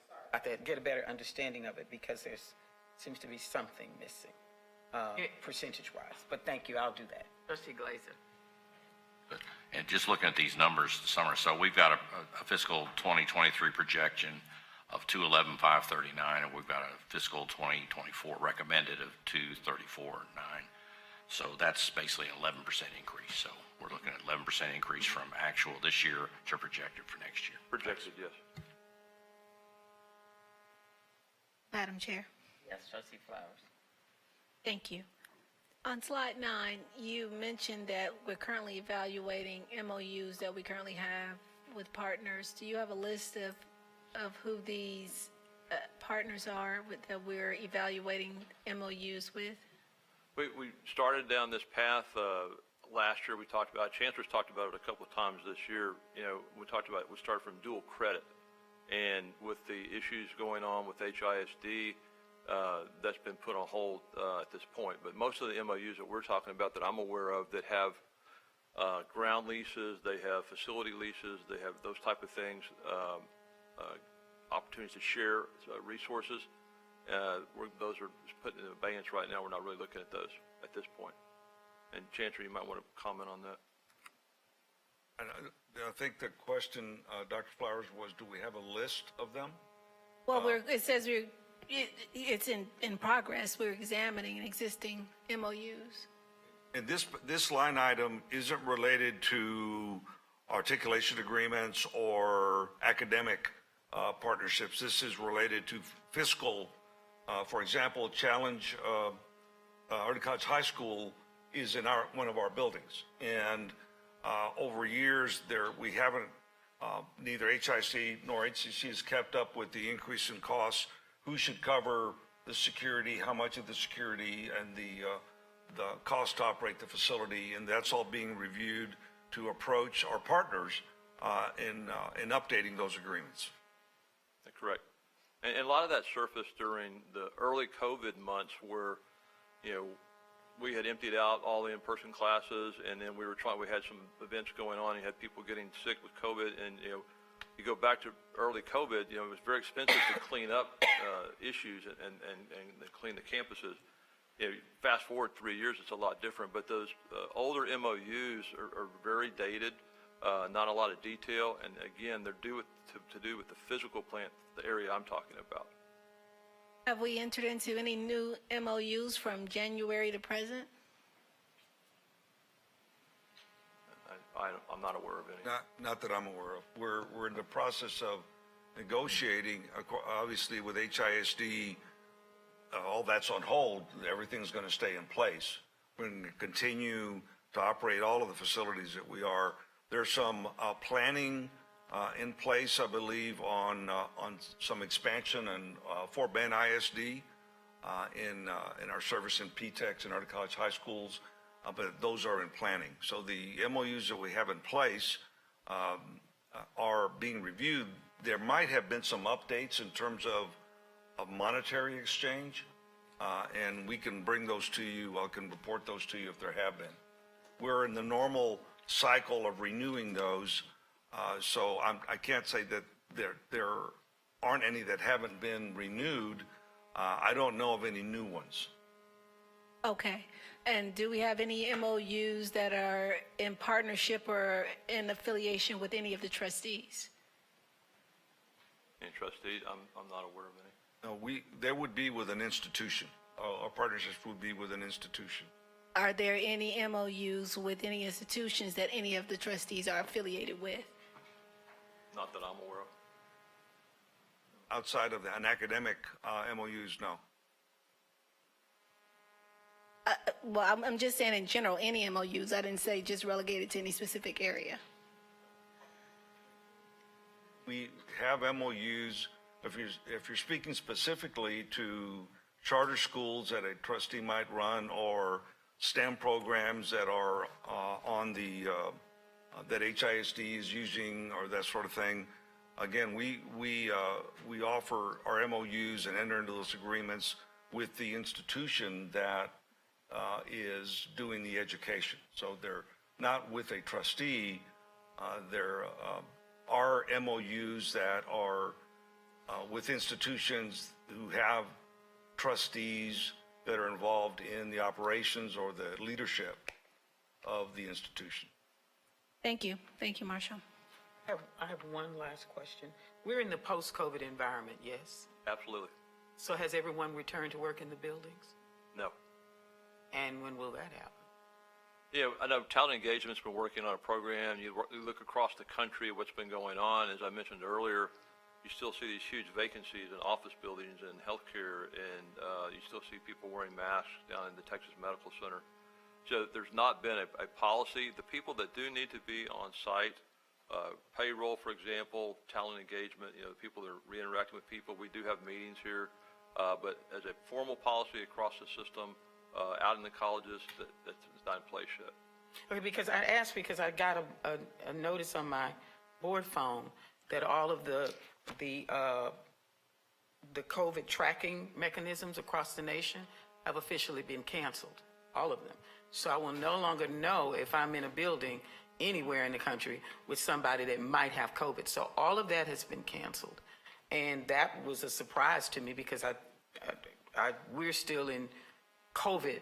We're still operating in a COVID environment. So if that has been canceled nationally and other community colleges are all back in the building, when will we be back in the building? If we're in a post-COVID environment, which that's what this document says, we're in a post-COVID environment, then we should be operating based on a post-COVID environment. And a post-COVID environment is a new model. Post-COVID doesn't mean we're going to go back to the way we were doing things before. We are in working with talent engagement and the leadership, the presidents and the vice chancellors, working on a model that will allow flexibility for employees in terms of when they work, when they come to work. We have found during COVID that in certain positions we can be more effective with people working remotely. And over the long term, I think it gives the institution an opportunity to look at right-sizing its facilities for employees. So we don't have a model yet that's been rolled out to the employees. We have been working on it, I would say, for about a year, and we'll have something that is related to the compensation study, the quality of work, the employer of choice, all of that rolled in for the next budget cycle. For August? No, August 25. A whole nother year from now. So we may still be operating as if we're in COVID for a whole nother year. Just a question. We're not operating as in under COVID. The rules are different. I mean, we're not checking for having people sign in.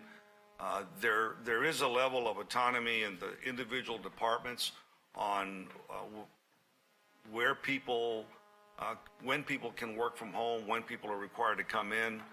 The leadership team, for example, the executive council meets in person, all of us once a month, yet the weekly meetings are held with over Teams, and those have been very effective.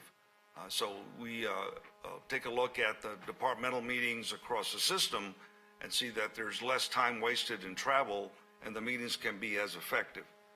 An instruction, it's a different requirement. If the classes are held in person, then they need to be in person. Financial aid, student services have a schedule in which the employees are being in person. On campuses, there is a requirement that someone be in person, not everyone be in person.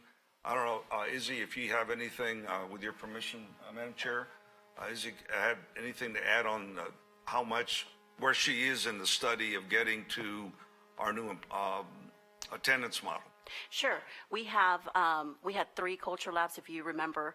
We had groups around the college volunteer to come together and ideate, and one of those culture labs is precisely on hybrid work of the future. That was led by Farrell Prestige and others, and so that presentation is actually on the agenda to the CEC, to the Chancellor's Council. And so we do have some information coming forth, and they did months of work they have ready for us to review. As we do look to the post-COVID model, we are taking into consideration the flexibility that we have learned from COVID. Clearly, we want to prioritize the services to our students, and so being mindful that one size fits all is not the answer. But also keeping the student experience as a priority. So do look forward to that recommendation being discussed at the Chancellor's Council and coming up with a more official stance and plan for the coming academic year in the fall. Madam Chair. I want to congratulate you and thank you for all of this thought that went into this, the thinking that went behind this. I was in a meeting with the University of Texas, and they're pretty much, I mean, it's impressive. They're a lot bigger than we are, and obviously they have, greater teams and departments and all, but this coincides with what they're doing, the hybrid model, the post-COVID, and the creating these opportunities for kids, and as we come out of this, it's amazing. And just to hear you, and I read this before as well, I'm just impressed with the work. So for me, I think we're headed down the right path.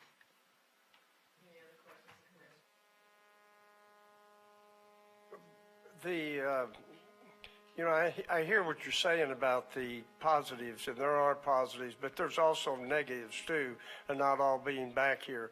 One of the biggest negatives, it looks like we're closed. We're not open for business.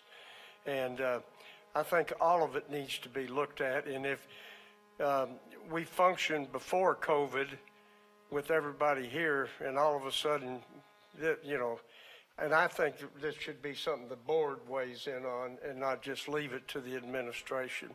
And one other comment I have is in Austin, Travis County, the residential property rates this year declined. So I was flabbergasted to find that out. So we need to think about that for next year.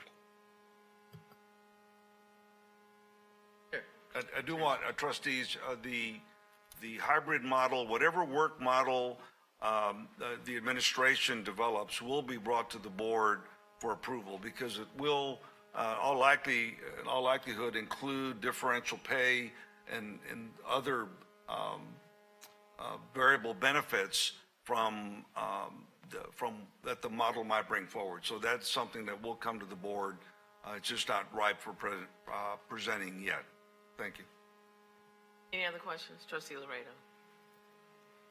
My question is on, I know on the benefits and the salaries, is that the number included for, when we say we're going to give increases, are we including the part-timers and the adjunct professors? Yes. Yes? Yes. Yes. Great. Thank you. Any other questions or comments? No?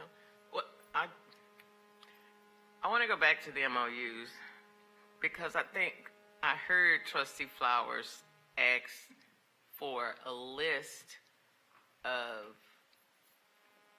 those partners we currently have MOUs with. Is that correct, Trustee Flowers? Yes, Madam Chair. Okay, and it says continued examination of existing MOUs. So I heard a lot said after she asked that question, but I never heard anyone say, okay, well, we do have a list. Because in my opinion, if we're talking about existing MOUs, there should be a list because you should know who you're going to continue examining. So is there a list that could possibly be given to the trustee who requested that information in reference to that statement? And I know you guys said it was ISDs, but I still didn't hear anyone tell her that she could receive a list. I can answer that. We'll provide you a list in the weekly update, administrative brief. Okay, thank you. Thank you. Thank you.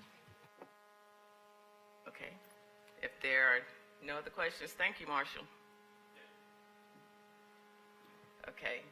This special meeting will now adjourn to a closed or executive session under the Texas Government Code, Section 551.071, 551.072, and or 551.074 of the Open Meetings Act as stated in the notice of this meeting.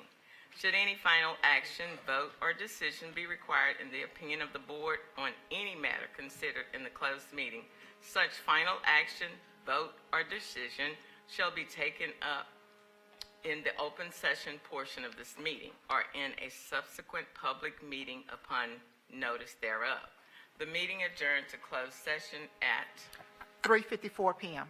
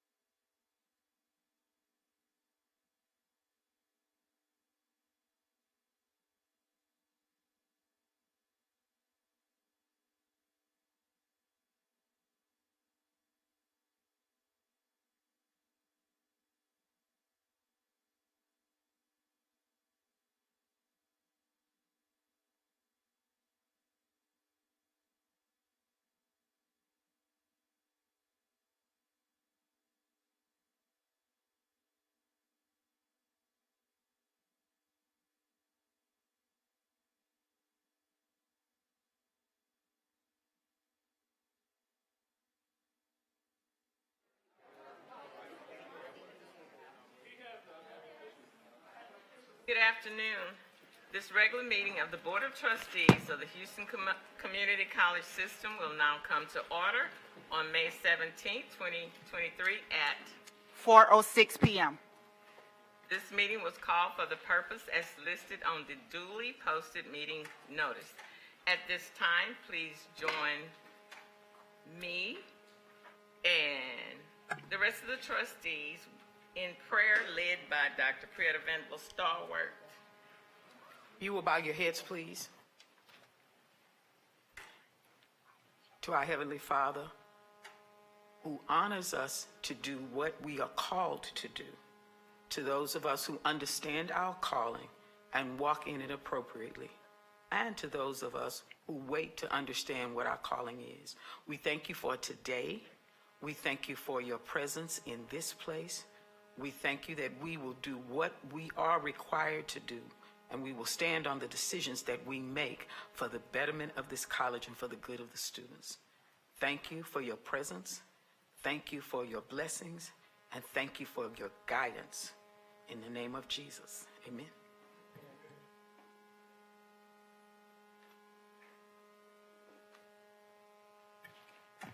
Pledge of Allegiance. I pledge allegiance to the flag of the United States of America and to the republic for which it stands, one nation, under God, indivisible, with liberty and justice for all. Honor the Texas flag. I pledge allegiance to the honor the Texas flag. I pledge allegiance to the Texas, one state, under God, one and indivisible. Honor the Texas flag.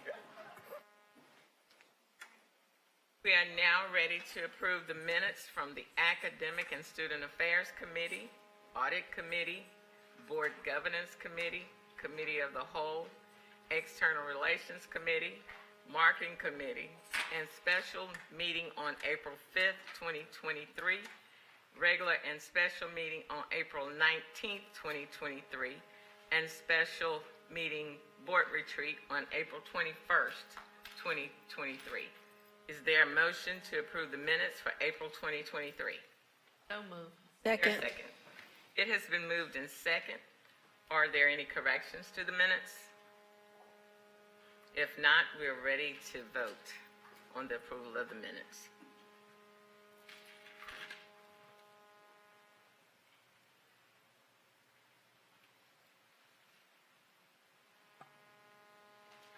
Voting has concluded. The motion passed unanimously with a vote of 9-0. We will now move to our awards presentation and recognition. Todd Duplantis will introduce the awards presentations and recognitions. Good afternoon. At this time, we welcome to the podium Dr. Philip Nicotera, who will introduce the student success story of Daniel Bertolo.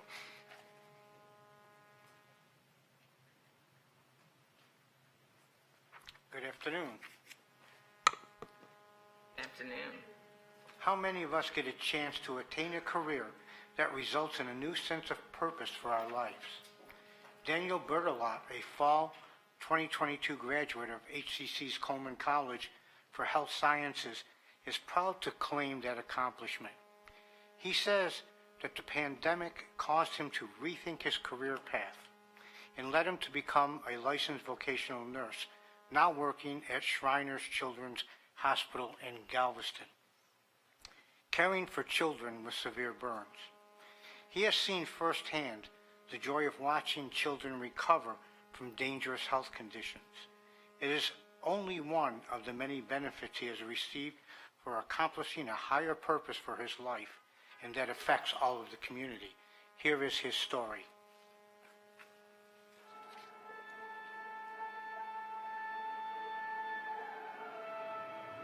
I decided to make the career change to nursing when the pandemic hit because as we were making our way through the pandemic, I became aware of a great need in the healthcare system. And I was also looking for a vocation that would give me a renewed sense of purpose. And so nursing felt like a natural choice for me. As a former HCC employee, I was familiar with the the positive learning environment that's fostered at Houston Community College between faculty and student and staff. I have an extensive background in art, including a master's degree, and so I was able to expand upon that knowledge and expertise and skill set while I was an employee at Houston Community College. In my research on the licensed vocational nursing program at Houston Community College, I found that the program itself boasts very high NCLEX pass rates, which is a very appealing factor for anybody looking at any nursing program. So that was a main push for me. The instruction was fast, challenging, and dynamic, I would say. And the expectations were high, and you had to keep up. And I think it made me the nurse that I am today. I was an LVN graduate of the cohort of fall 2022, and shortly thereafter I took my NCLEX and received licensure to practice as an LVN in the state of Texas. And after that, I got employed at Shriners Children's Texas in Galveston, Texas, as an LVN working on the PICU, so the Pediatrics Intensive Care Unit. There, on the PICU, I serve on a 3-person team that provides wound care, dressing changes, and topical medication application to children with severe burns. Since I am such a new nurse, and I've only been practicing for about 3 months, the majority of my time in this role has been interacting with children who are in a severely acute state. However, I have seen 2 or 3 patients that have gotten to the other side of their situation, and I can't tell you how fulfilling it is to see them walk, behave normally, interact with others with confidence, and pain-free, just live their life to the fullest. I am currently looking into starting prerequisites for an LVN to ADN bridge, which would allow me to get on licensure and practice as a registered nurse. I know that for me personally, the pandemic caused a lot of shifts in my life and how I prioritize and value things, what kind of career I want, and what kind of person I want to be. And so I want to thank HCC for providing me with an education that allows me to attain a career that will give me that renewed sense of purpose.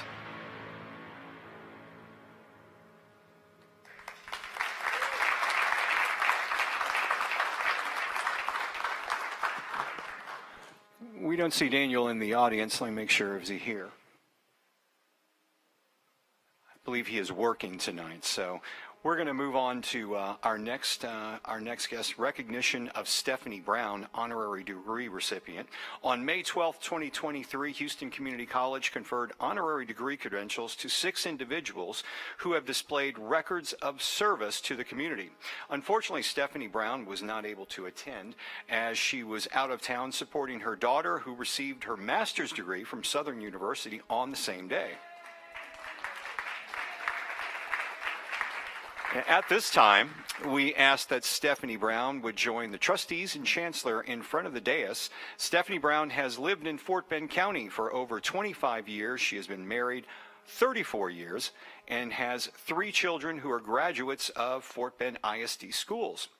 She retired from MD Anderson Cancer Center after 23 years of service. When it comes to Fort Bend ISD and to her community, one will consider her to be a career volunteer. She has been volunteering in Fort Bend ISD schools for over 25 years, serving as PTO president at Marshall High School or in any capacity where needed since 2002. She's also been very involved in both athletic and band booster clubs at Marshall and Hightower High Schools. While serving as pro-grad coordinator, she worked with high school seniors and their parents by participating in community service projects and fundraising activities to raise funds for college-bound graduates. Ms. Brown is a graduate of the Fort Bend Leadership Academy and has also volunteered in other capacities, including the Fort Bend ISD Boundary Oversight Committee, member of campus-based leadership teams, elementary high schools, Student Health Advisory Committee member, and founder of an advocacy focus group advocating for equality in schools in the HCC District 7 community, which resulted in funding, programming, interventionists, and more. Because of her passion and desire to continue to serve her community and schools, she is the recipient of the Lifting While We Climb Legends Award. Stephanie Brown, your dedication to service, particularly in education and community, is commendable, and we present to you this honorary degree. Trustees, Chancellor, please come to the front of the dais.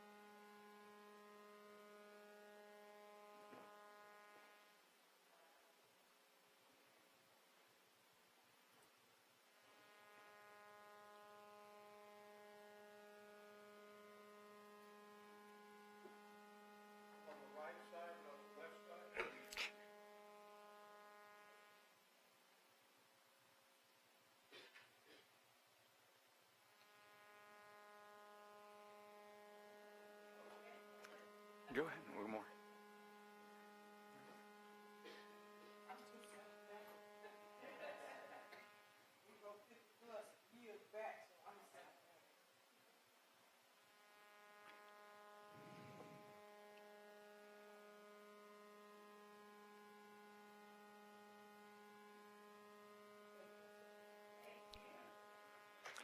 Congratulations, and thank you for continuing to give to the communities we serve.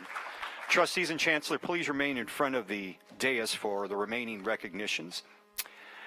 In 2016, the Houston Community College Commencement Planning Committee implemented a competition to encourage HCC students to submit their design ideas for the cover page of the commencements program. In exchange for the student whose design was selected would be awarded an iPad for a prize. For this year's commencement programs, we're pleased to introduce two students who produced the winning entries with their creative design of the graduation covers for the spring and fall 2023 commencement ceremonies. The winning submission for the spring 2023 commencement cover is Hong Phuc Pham, and the winning submission that will be used for the fall 2023 commencement program cover is Christopher Cruz. We ask that both come forward and join the trustees and the chancellor in front of the dais for their recognitions. Also joining the recognition and presentation of the iPads for each winner is Dr. Shante Grays, Vice Chancellor for Student Services.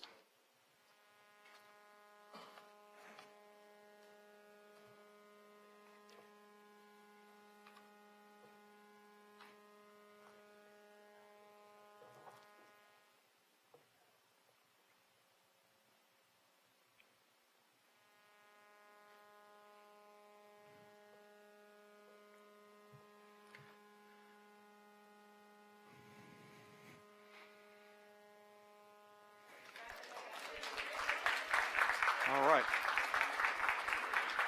Thank you both. Congratulations on the accomplishment.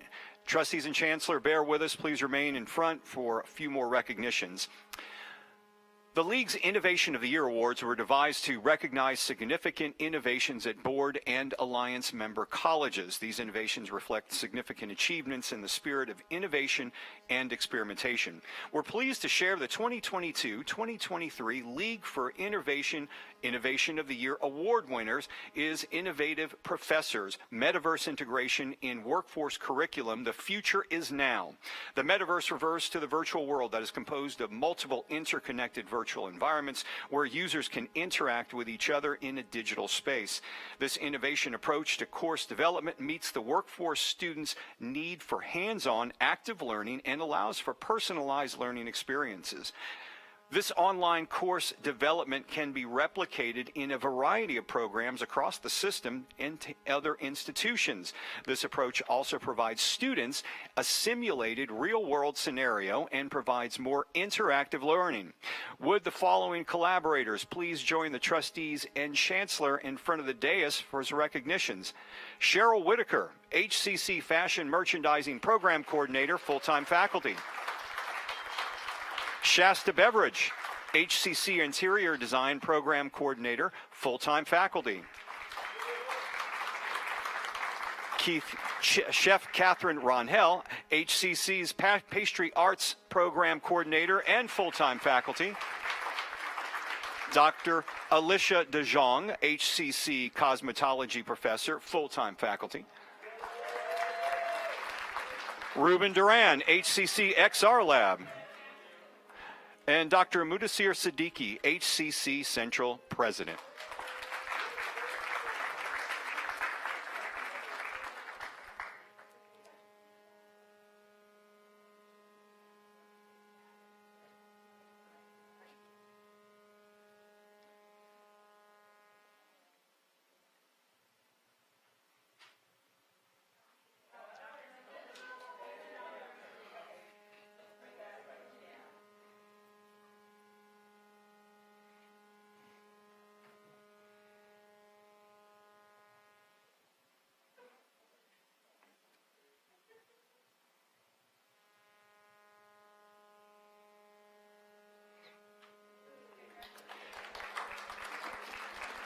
Thank you all and congratulations.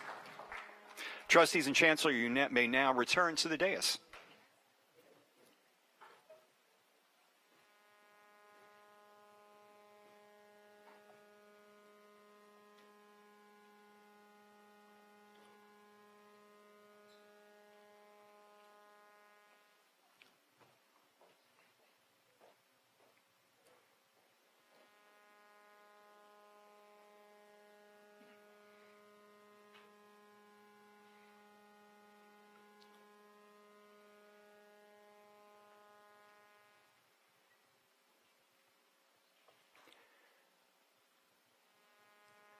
We take this opportunity to now invite to the podium Dr. Darren Bascom, Interim DEI Officer for the Cinco de Mayo recognition.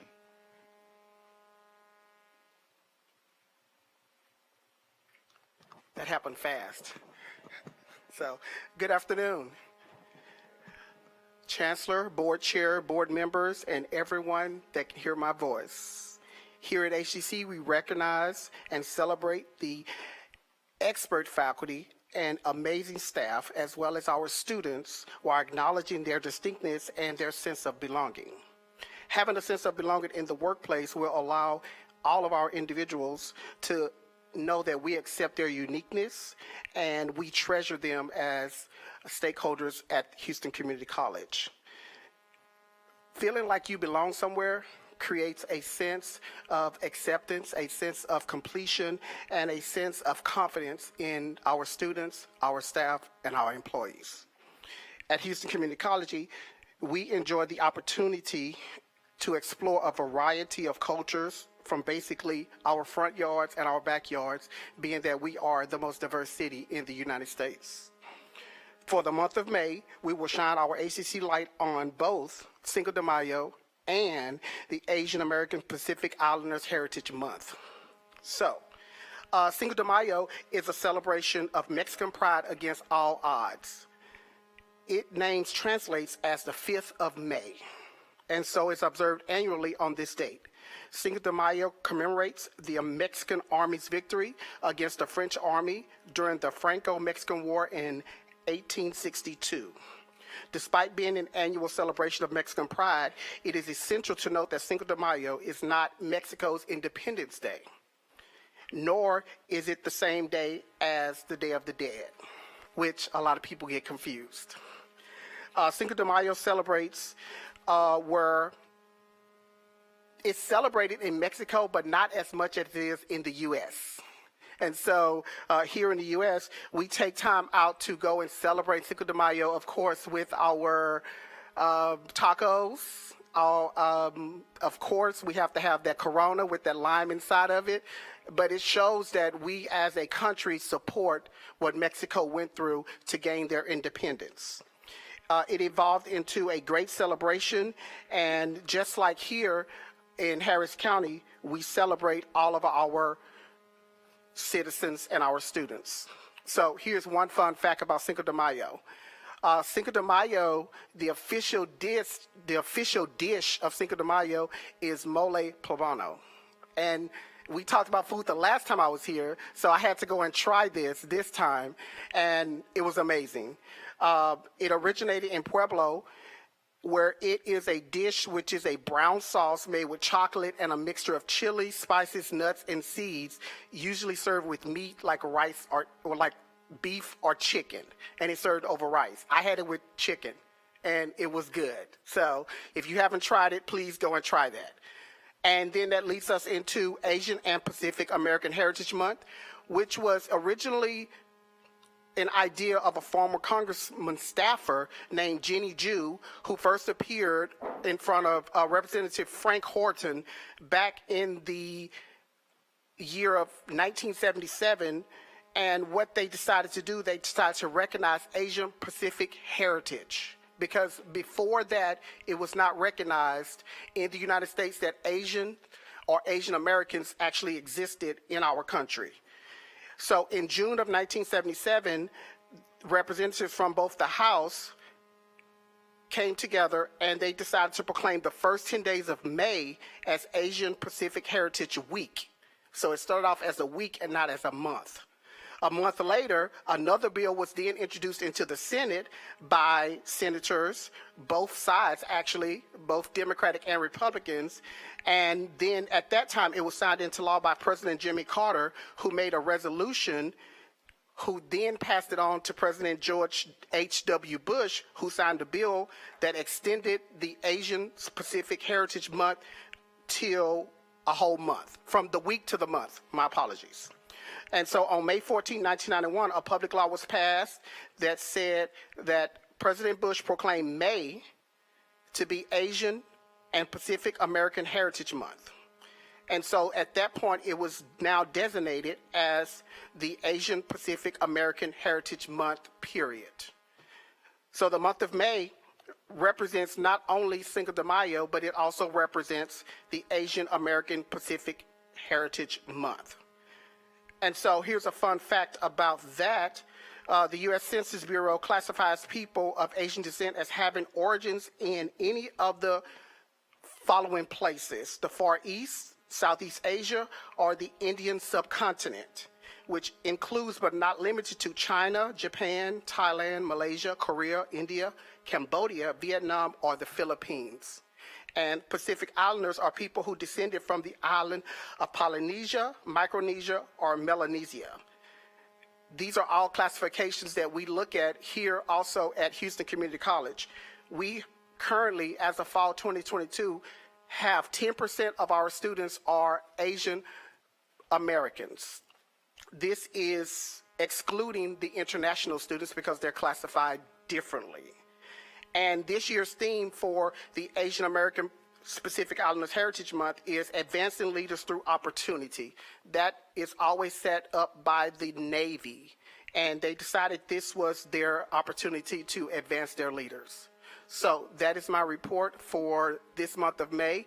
And I will also like to say that here at HCC, we acknowledge, recognize, and celebrate everyone for their uniqueness and individuality. So next month, we will be celebrating the LGBTQ Pride Month, as well as the Juneteenth celebration. So get ready for that. Thank you.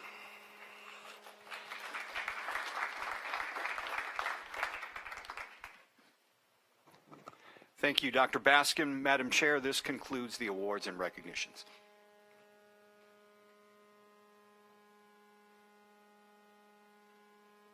It is now for the chair's report.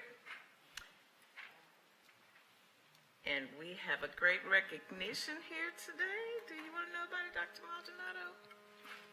Are you interested in knowing about this great recognition we're about to talk about? Madam Chair, I'll take whatever you throw my way.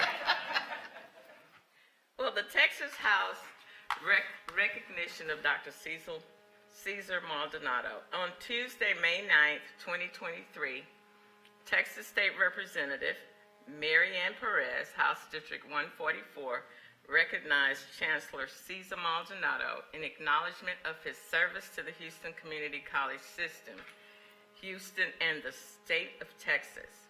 Dr. Maldonado was seated in the gallery of the House chamber for the recognition. Congratulations, Chancellor, on this esteemed commendation.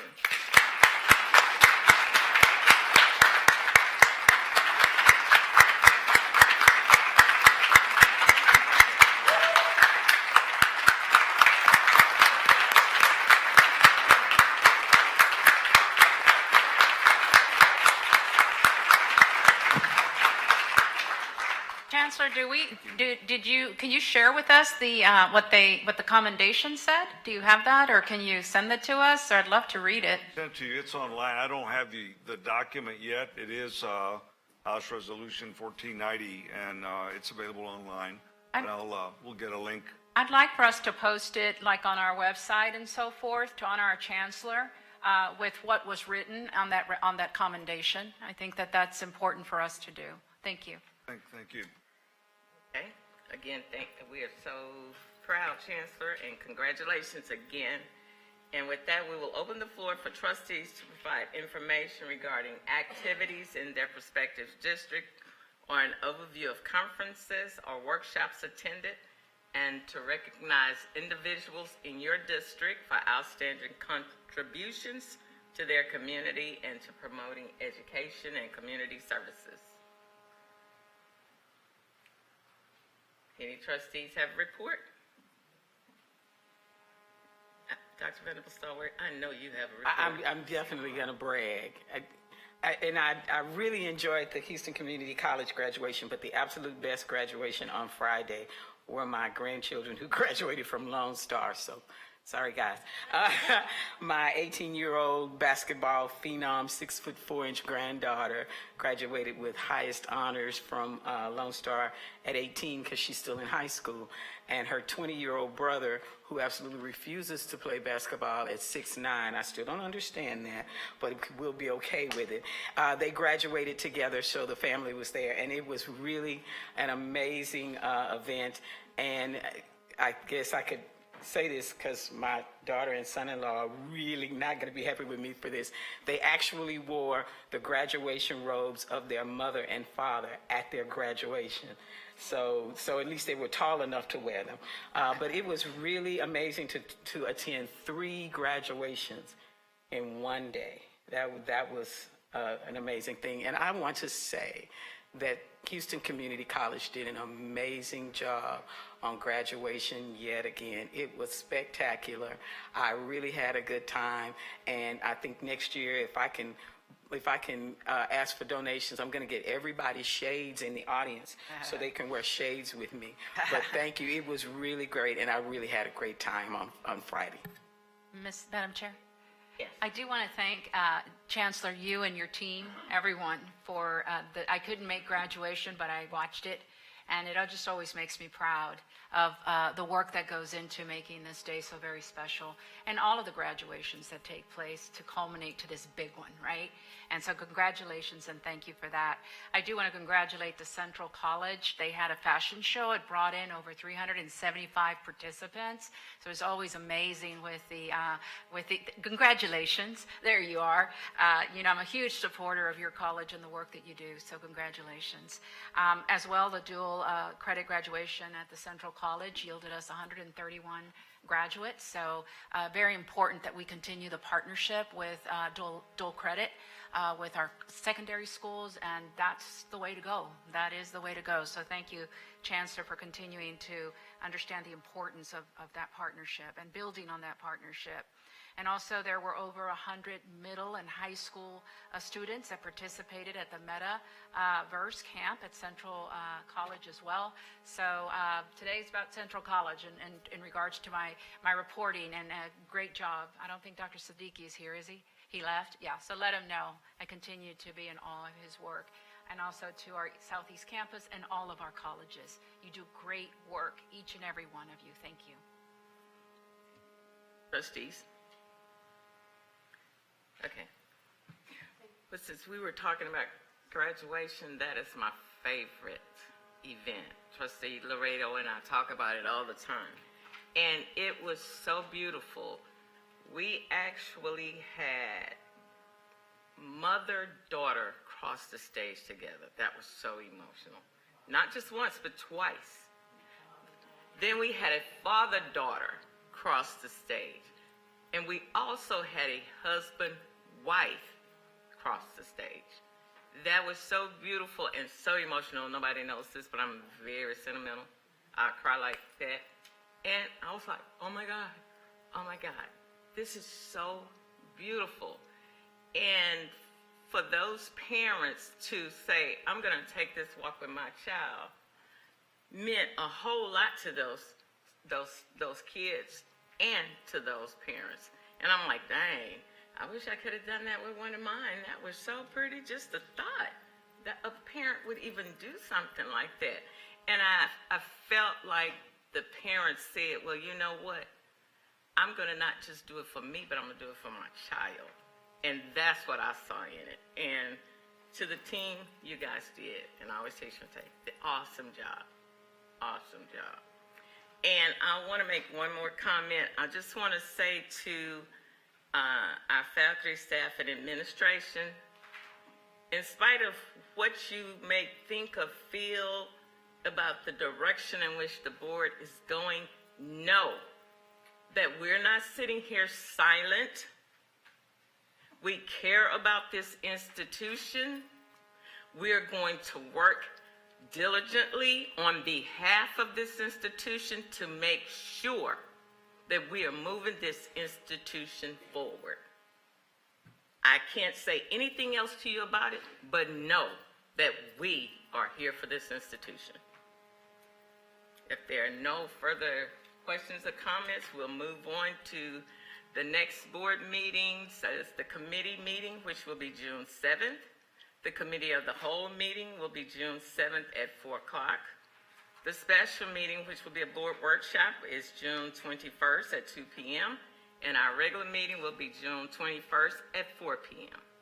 The meetings will be posted according to the Open Meetings Act requirements. Okay, we would like to recognize Trustee Robert Glazer, who celebrated his birthday on May 8th. Happy birthday. We don't know where you are, but happy birthday, Robert, wherever you are. We hope you had a wonderful birthday celebration, and we wish you many more. This concludes the chairperson's report. We will now receive the chancellor's report. Thank you, Madam Chair. Trustees, every year at this time we celebrate our student success at graduation. Our student success is our North Star, and our faculty and staff are committed, just as the board is, to our student success. The last several months, I've shown you success points from instruction and teaching and learning, and that's some of the information you saw in Dr. Gray's presentation earlier. And we've celebrated our NYSOT Teaching Award recipients. Today, I'm going to highlight data points illustrating our staff's service to students. For the last few years, we've been using our Smiling Eagle point of service survey to measure student satisfaction with student services. In the last 2 years, we've collected 11,221 survey responses, approximately 5,800 this year and 5,400 last year. After students receive services in the virtual lobby, enrollment services, advising, financial aid, and career services, they have the opportunity to complete a quick survey to rate their experience. When they visit offices on campus, students can access the survey on kiosks or through QR codes.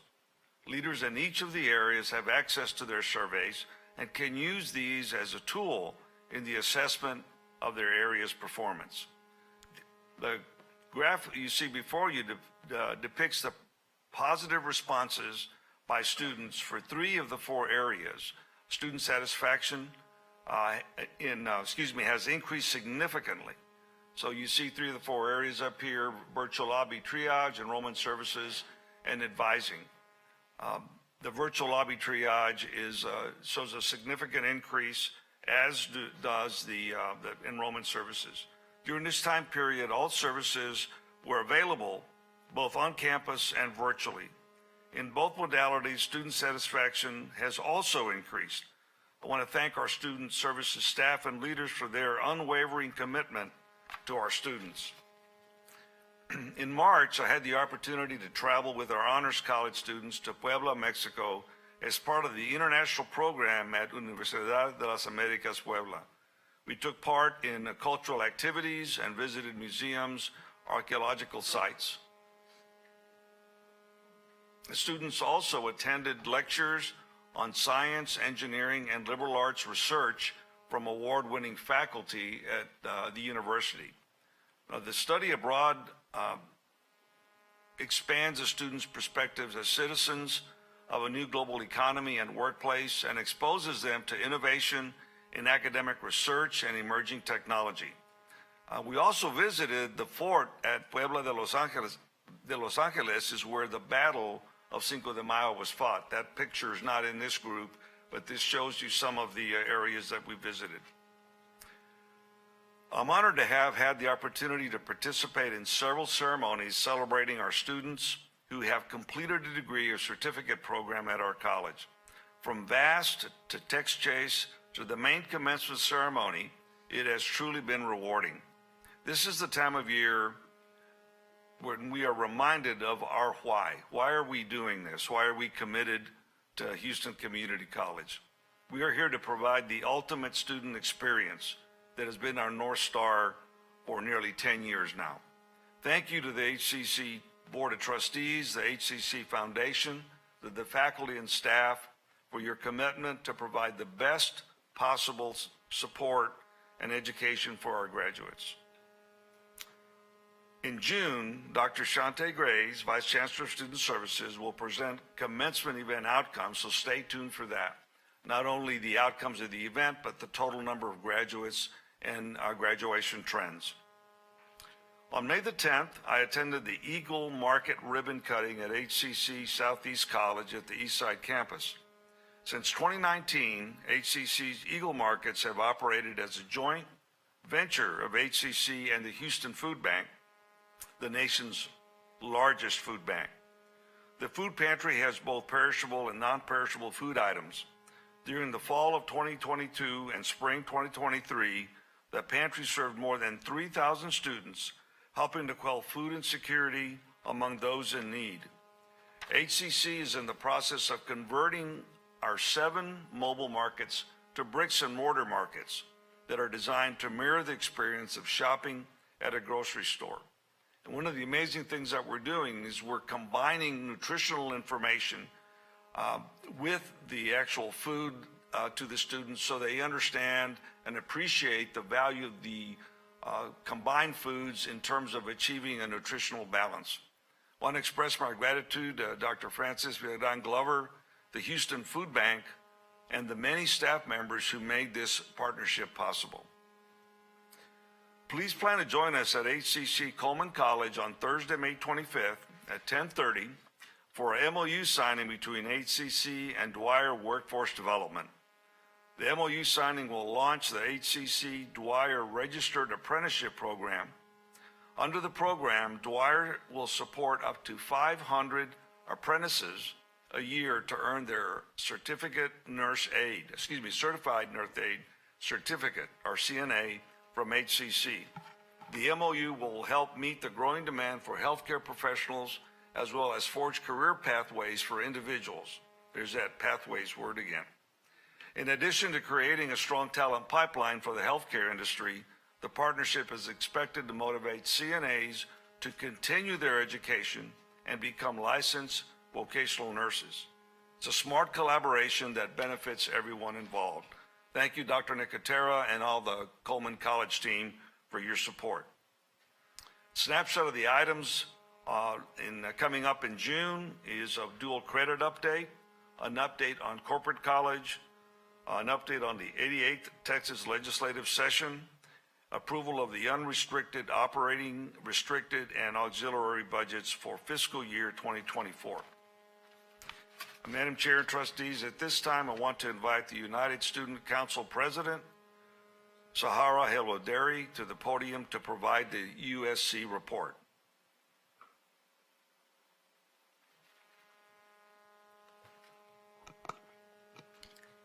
Good evening, Madam Chair, Trustees, Chancellor Maldonado, respected faculty and staff. I am glad to be reporting the last United Student Council report to you today. I will start with the TJC-SGA State Convention. From April 13th to 16th, about 39 SGA officers, along with advisors, attended the TJC-SGA State Convention at Dallas. The officers had the chance to experience a well-organized conference, meet with the state officer team, as well as socializing with fellow officers from across the state. Region 5 was well represented by HCC as we participated in state committee meetings and successfully held our regional meetings. We are also very proud to announce that HCC has won the Most Spirited Award at the State Convention.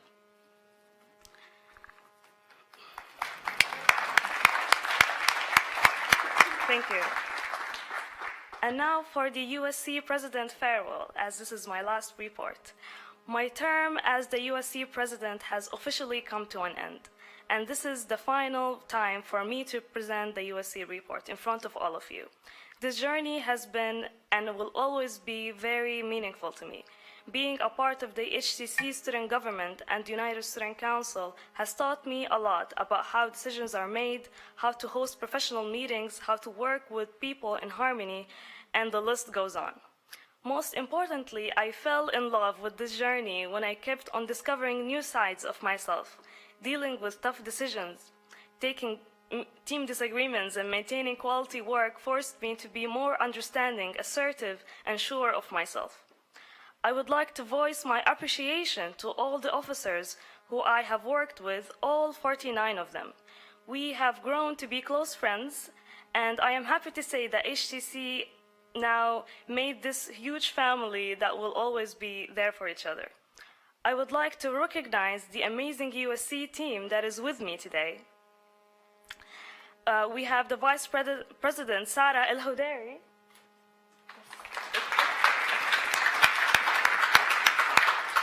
and Secretary Atishi Singh, Treasurer Erica Smith. Yes, and finally, we also have the online ambassador, Ricardo Guzman. Unfortunately, he's not with us today, but I would also recognize all of his participation with us. They have been such an amazing team. Every single one of them has their unique light that contributed to the success of our events and projects. Also, I have huge respect and admiration for all the advisors, especially the USC advisor, Ms. Regina Wilson, and Central SGA advisor, Mr. Carl Mays. They have been great mentors in my journey. The guidance I received has made the process smoother for me, which helped me with managing stress and taught me to learn from the mistakes I made along the way. I am so thankful for them for being patient with me all the time. And I can still recall my first visit to this building when I got lost and was greeted with very friendly welcome from Dr. Hamilton and Dr. Grace, and everyone else in the room, of course. I cannot thank all the Board of Trustees enough for taking the time to support our events. And I would like to give special thanks to our Chancellor Maldonado for always listening to us, supporting us, and showing us that you care for your students. Thank you. I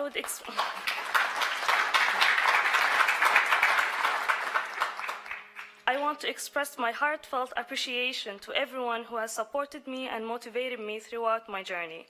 Lastly, thank you all for always clapping for me whenever I give my report. It meant a lot for me. Thank you so much. That concludes my report. Thank you.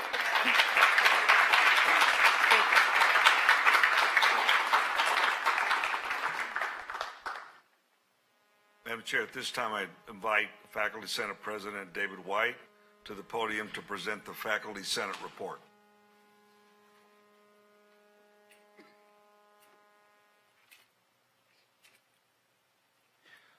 Before I give my report, I'm not sure if Sahar pointed this out, but one of the reasons why this is her last report is because she is no longer an HCC student. She is, in fact, a proud HCC graduate.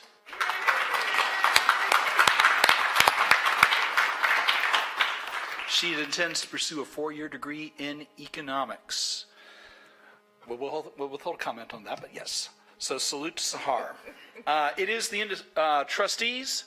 Chancellor Maldonado, good afternoon. It's the end of the semester, or actually the end of the semester has come and gone. And whew, it's been a fun one. And I notice I use quotation marks around fun. Faculty have been extremely busy. We have been involved in the hiring process in many of our departments. And I would point out that if anyone is worried about our enrollment trends, I invite them to come talk to my department chairs, the ones who have their eyes directly on the situation, and they will tell you, we need the faculty. Our enrollment is trending up. We definitely need the help. So we are very grateful for the opportunity to be involved in the hiring process, but it is a very taxing one, to be certain. Speaking of things that begin with the letter H, faculty have also been involved in completing their mandated HERF training, some of which was quite arduous, I must say, but faculty do not slacken. We were instructed to do the training. Faculty got the training done. All this on top of getting ready for finals, on top of doing hiring committees, and also getting ready for graduation. I am very pleased to say that we had a very robust faculty turnout for graduation. I want to take an opportunity to give a shout out to a former Senate president and a very valued colleague as well. That's two individuals. That's going to be Dr. Darren Baskin and Aaron Henry, who made graduation a thing of joy this year. You will notice that this was one of the best graduations we had. No one left early. I'm not going to reveal their trade secrets, but I give all credit to those two gentlemen. If I were wearing my hat, I'd take it off and tip it to you both. So, that's the good news. The Senate is, thank you, Trustee Laredo. I'm sure they appreciate that as well. Well, yeah, it was a very good thing, and I will let the two of them reveal their secrets to you directly. The Senate is continuing its work. To be certain, we do not slack off for summer.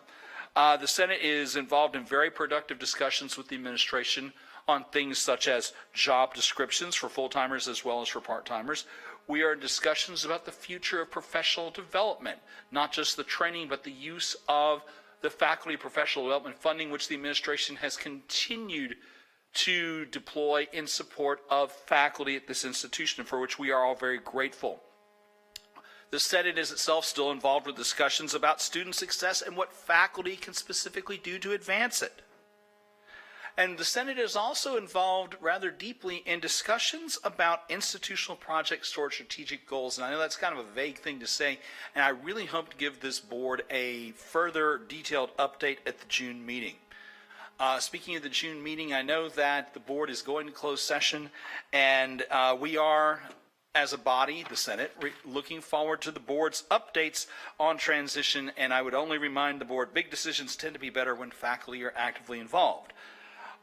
By the way, the Faculty Senate continues to support this administration's recommendations on sound, and we are particularly pleased to note, and as the Chancellor himself pointed out, that the 7.5% increase that the administration is proposing and the board will hopefully approve also includes our part-time faculty, and that part-time faculty will be receiving a 7% increase with the board's gracious approval.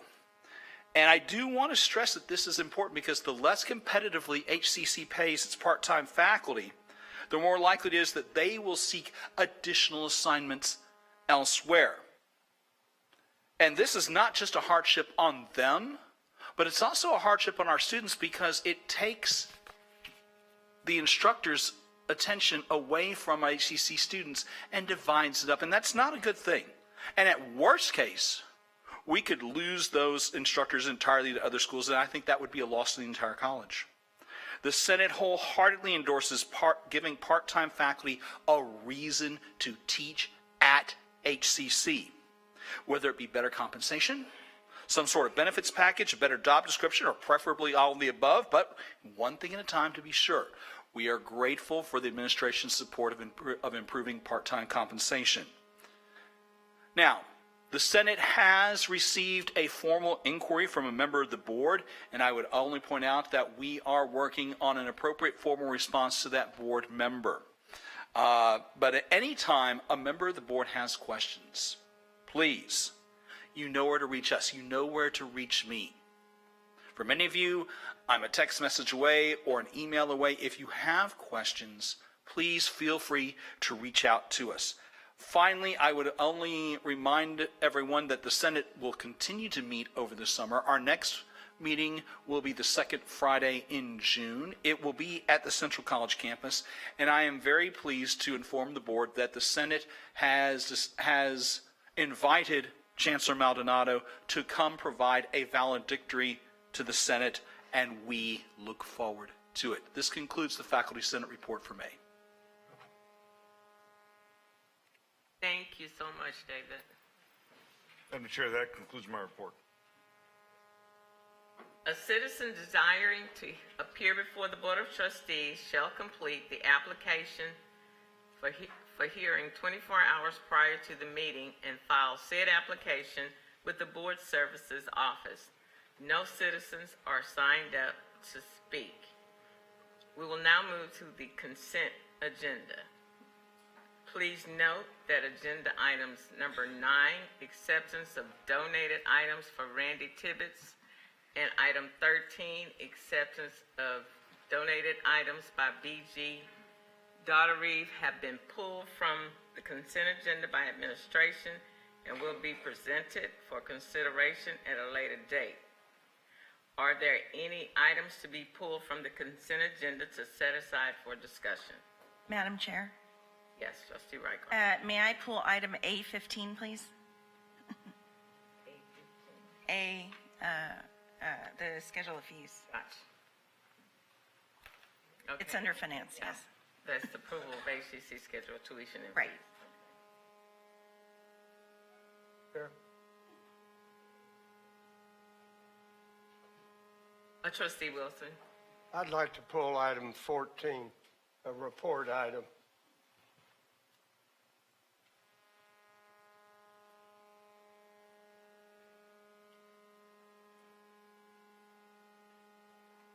Items 14, which is report on capital improvement program, and item 15, approval of HCC schools of tuition and fees have been pulled. So is there a motion to approve the consent agenda? So moved. Second. It has been moved and second. Voting is now open.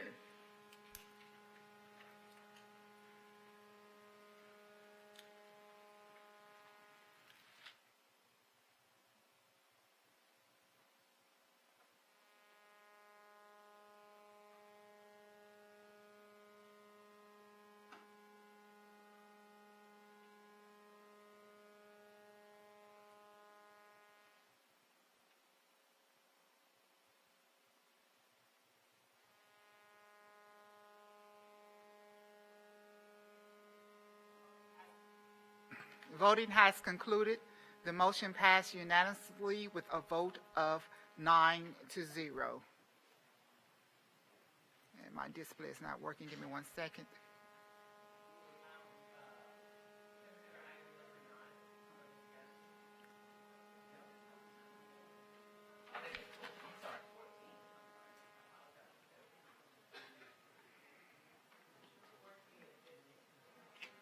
Report.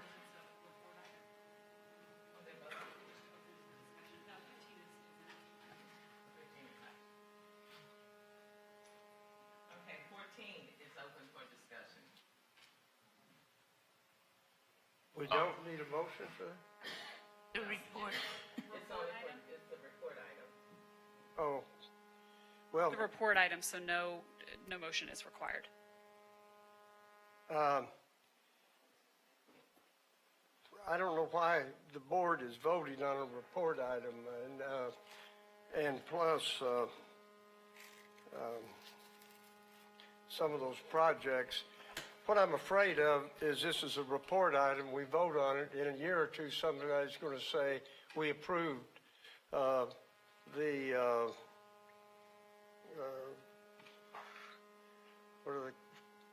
some of these items that are here listed.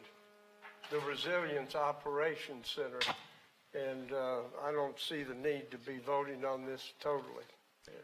Sure. And if I could respond just briefly to the procedural question that I believe is included within your comments.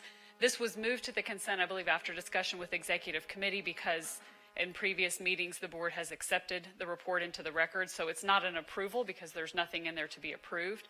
It's just an acceptance of that report. But as you said, if you've got concerns and would like to pull the item, you can certainly do that. So it's not included in the consent agenda. And if you have questions, you can ask those. Questions relating to a report, you could ask those at this time. Thank you. I still don't understand why we have to approve a report, but it may be in the record that the report was there, but the thing that I really have the main objection with in this capital improvement is the Resilience Operations Center.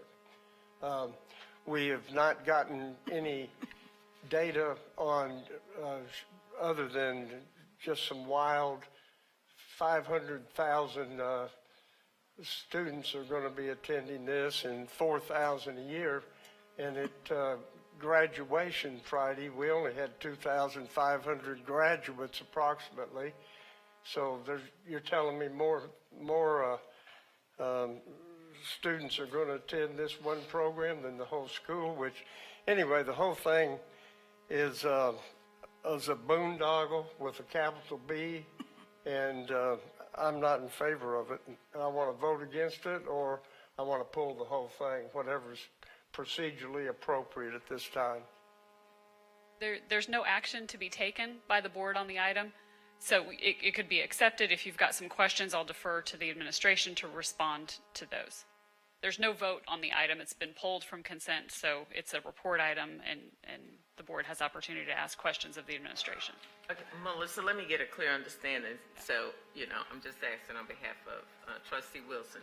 So in essence, what's happening here, we are consenting to the report that we received the last time, Marshall? No? You're simply accepting the report that was placed on the agenda tonight. It is not an item for board approval. It is an update.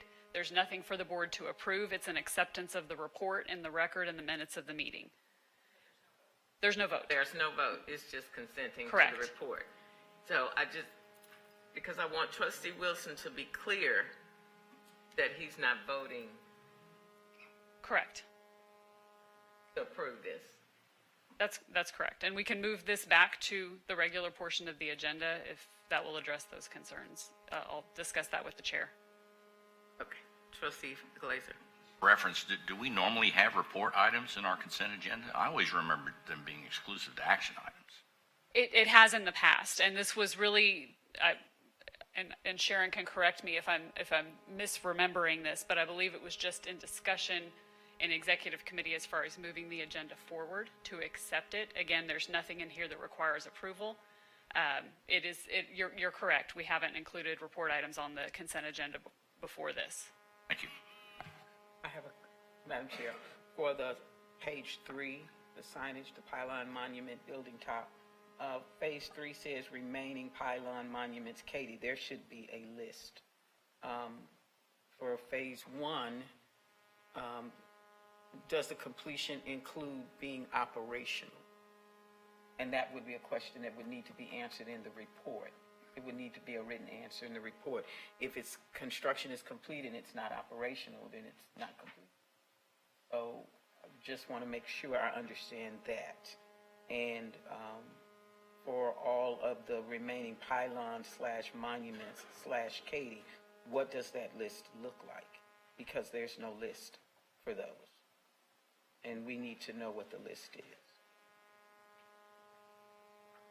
And that should be part of the report. That's it. Thank you. So, Madam Chair, for clarity, so the item has been pulled from consent, and so therefore, it's nothing that we will vote on because we've already taken a vote on the consent agenda, so it just lays and stays where it is. Well, All so right. That's what. Okay. Thank you, because that's what I was going to get to. All right, thank you. So it's not going to be a part of what we consent. It's been pulled to like. You've already Okay. exclusive of the items that were pulled. Okay. Okay. So now we go to item 15.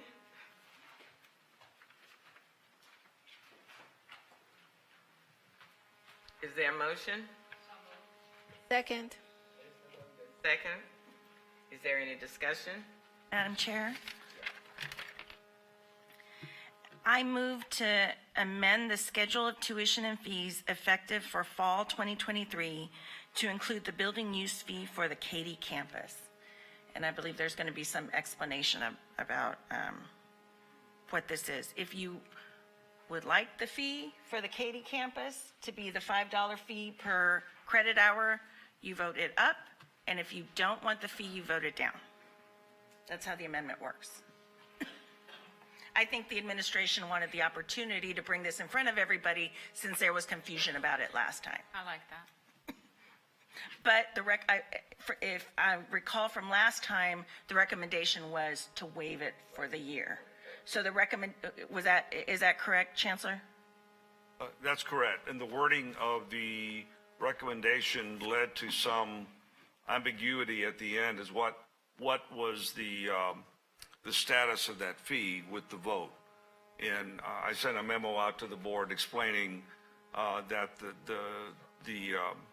the status is that there is no, for FY24, there will be no building use fee unless the board brings it back for consideration. And in effect, that's what this is doing, to bring clarity on what the resolution is on the building use fee. So if you want to accept the administration's recommendation to waive the $5 Katy use fee, you would vote down this amendment. And if you would like for there to be a $5 use fee, you would vote up the amendment. And then we'll vote on the entire schedule of fees after that. Madam Chair, if I may? Yes. Is it possible to bring up the item so that we can see it in terms of how it was written and why we're needing the clarity today? Because we had a lot of discussion the last time about this, and if my memory is correct, which it doesn't mean it is, that we were talking about going ahead and collecting the fees now and continuing that. And from what this amendment is stating, this is stating, and based on the memo that was received that I read, it's to start collecting the fee in 24. So there's a difference here in how it was presented and from what I interpreted. And so it doesn't mean I understood it correctly, but there was a lot of discussion about that item. So if we can pull it up on how it was written so that we can see, that will be helpful. I don't know if you have it, Sharon. Yeah, Sharon didn't get on record a second for the amendment. Was a second made? Okay. Yes, it Okay, was. apologize. I thought that I heard a second, but Sharon corrected me. So, Trustee Flowers, your question was about the language of the item from May 3rd? I'm asking, yes, if Sharon can bring it up for us so we can see it, and for anybody who's watching, so we can get the clarity and that the amendment and everything coincides. For 1 second, yes, I can pull that up. Thank you, Sharon. The amendment says fall 2023, right? That's how I read it. Okay. The memo that I read said 24. And you just said 24. 24. I thought, yeah. Yes, we're.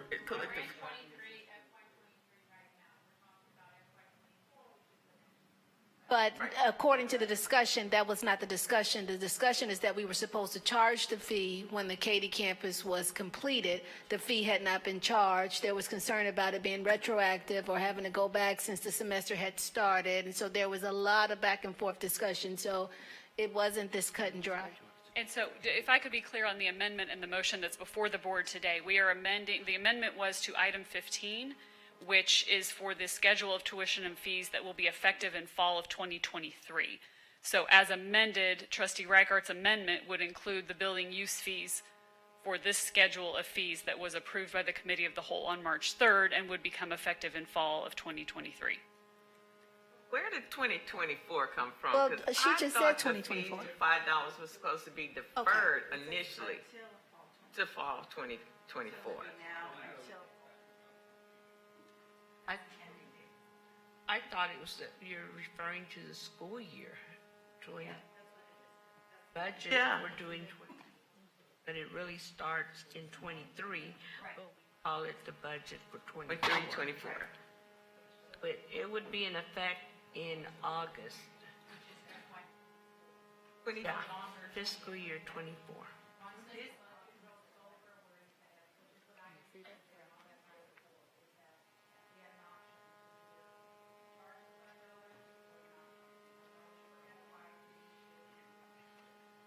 Should I? Madam Chair, if I could, and if we can go back, and I'd like to hear from Trustee Laredo. When you shared, we all voted, I think this vote happened prior to us getting here, that it was supposed to have been active at that time of the vote, that the fee was to start, and then we had discussion that it was at the completion of the building, so. The earliest that we could bring this for affirmative action by the board is now. The building was not completed until the fall of 22. So we could not have charged, just because we were in the building and using it doesn't mean the building was completed. So we're bringing the item as early as it can be brought for consideration by the board. So, Chancellor, thank you for that. So, and I'm getting an education here today. So we can be using the building. It's safe for students, faculty to enter, even though it's not complete, and we're not considering it complete, even though we are using it, we're registering, and we're carrying on the business of the college. That's correct. And when we were registering students for that semester, the couple of semesters while we were in the building, the inception, we didn't know whether we were going to be out of Fox Lake and in the Katy building or not. So again, we were in the building was not complete, and we can go, I can have Marshall go over through some of the complaints we were getting. The building was, to charge the building use fee, the building was not complete. We did not get completed until the fall of 2022. The short answer to your question is yes.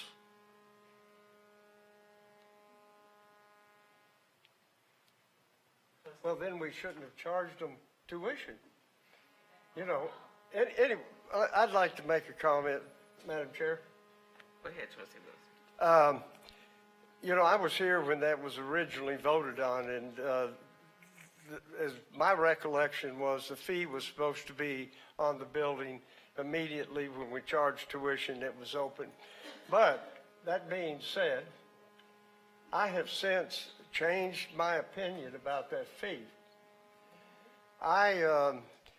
You know, we give waivers here and waivers there, et cetera, and since that's my district and those people are coming to school out there in that district. Not your district, it's out of your district. It's out of, I am of the opinion that I'm going to vote, I want to forego that $5 fee, period, because, you know, I want to get enrollment up, and it's just another waiver in my mind. And I absolutely don't think it's fair that we built that building out there without that taxpayer base, but that's history. That, you know, I lost that battle. It's history. There's a building there. And so now I want to fill that building up with students, and I don't want to charge the $5 fee. Thank you, Madam Chair. Thank you, Trustee Laredo. Okay. Back then, that's right, you did vote no on it. And we voted yes, let's get it done because we know there was a need, but yet we didn't want to give it away.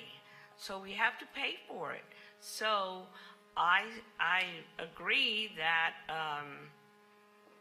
if we're going to give them a waiver, then we have other buildings that haven't been completed and they got to pay the full fee. And remember that the big argument was because it's tax-free. I mean, they're not in a taxing district. And so therefore, that's why they were going to pay the $5 fee to help us, you know, with all the expenses and everything else. So $5 is not a lot, Trustee Wilson. So to give them a great building and a great education, and they're coming. That building there has brought one of the largest enrollments. So, thank you.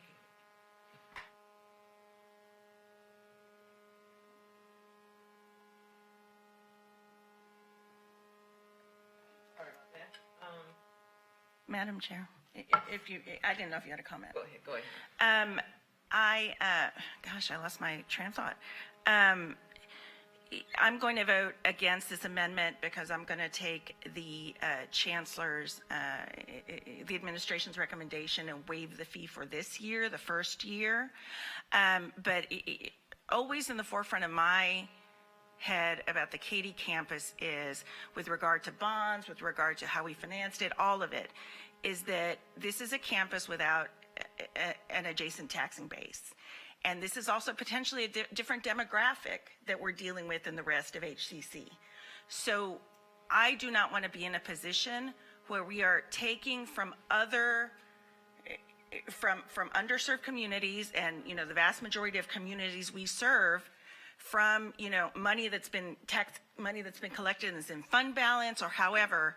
I am very cognizant of not subsidizing that campus with money, with tax money or any money, or tuition that is collected from other campuses. So I'm going to vote against this because this is the first year, and I believe that there's a good reason to vote against it this time.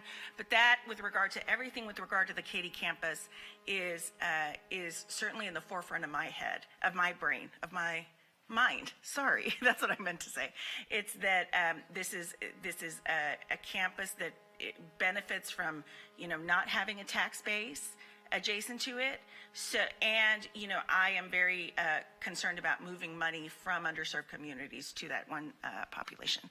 But, and so if you vote for, you are charging the fee, the $5 fee this year. And if you vote against the amendment, you are accepting the administration's recommendation and waiving the fee for this year. Thank you.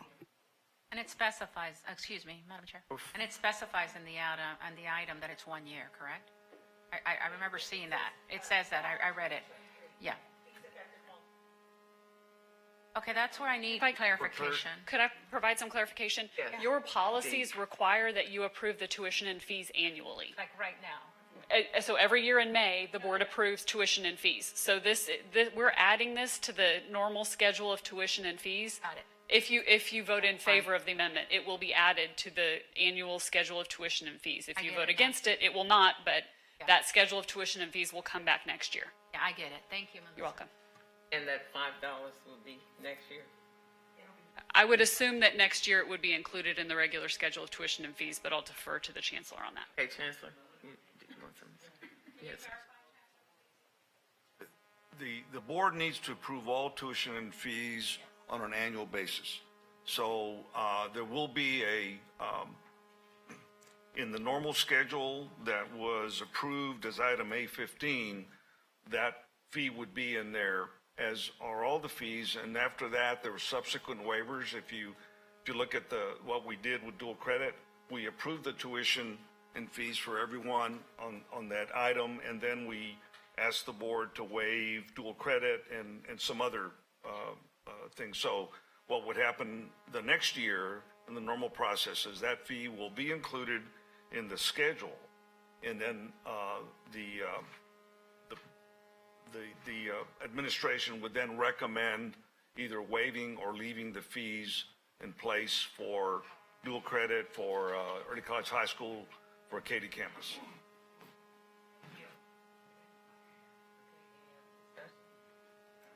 Sure. Trustee Glazer. Thank you.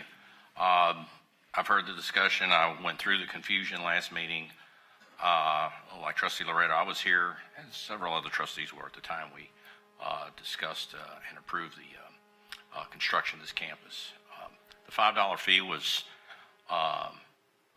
very instrumental in the decision. It came up, it was unique, it was the first time we'd talked about that, and was brought up because the campus was going to be built out of the taxing district. It was going to be a significant capital expenditure.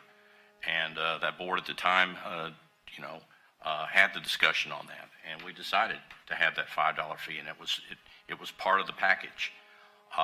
As one of my other trustees mentioned, there's concern about spending taxpayer money in an out-of-district area. Well, if we don't charge the fee, there's going to be that much more money that's going to be collected in our taxing area to fund the shortfall of that revenue. That money's going to get paid somehow. We're going to pay for that building somehow, and we can either charge the fee as it was originally implemented in the discussion of the financing for that facility, or we can defer it and further subsidize the facility with taxpayer money from taxing district dollars. So I'm in favor of moving forward with the $5 fee. I think we're doing a phenomenal job out there. I honestly don't think the $5 fee is going to have an impact on our enrollment out there.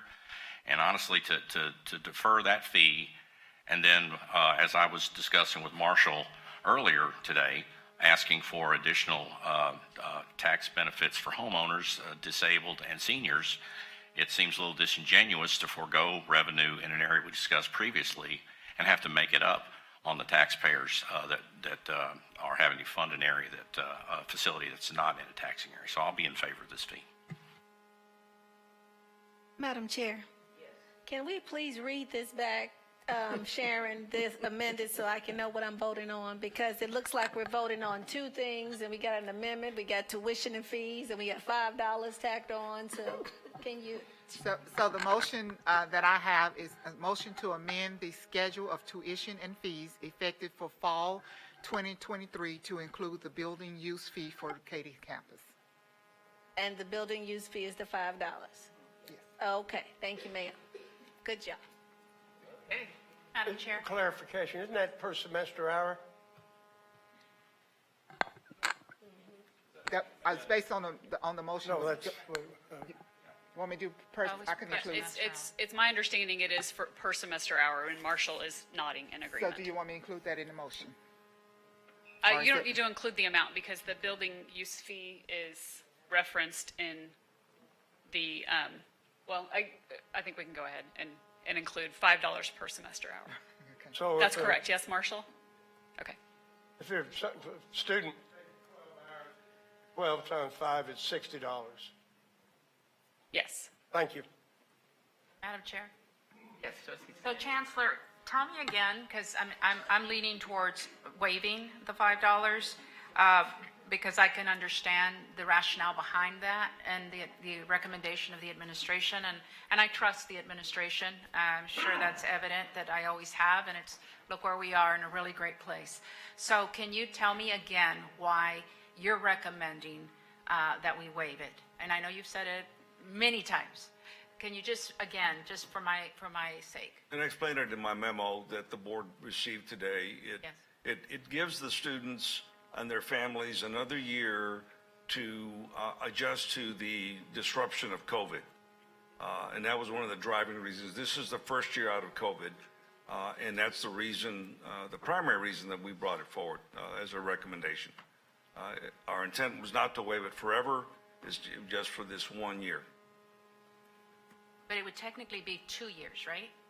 Because we didn't do oh, I get it. It's 1 year. So it's the first year. Okay. Okay. And so one more question. So because we're coming out of COVID and all, but it's more than that. It's because it's a new facility, correct? Because why wouldn't we waive for every other campus?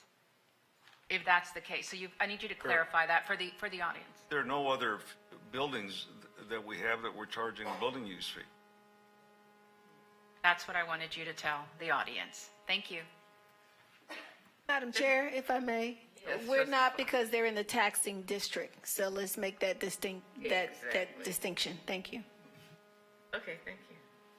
So, are we good yet? Okay. So now we If vote, Madam voting Chair, on it, the we're amendment? now ready to vote All right. on, Sure. If you would like the $5 fee imposed, vote yes. If you would like the $5 fee waived for the next year, starting in the fall 2023, you vote against. And this will have to be considered every year again.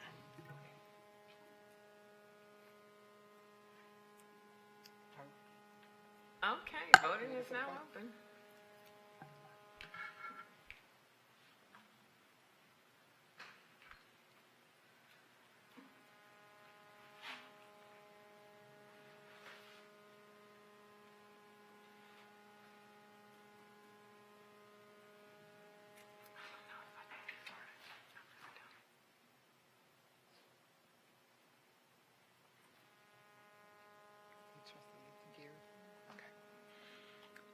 Voting has concluded. The motion passed with a vote of 6 in favor, 3 opposing. And give me 1 second to pull that up so it is displayed.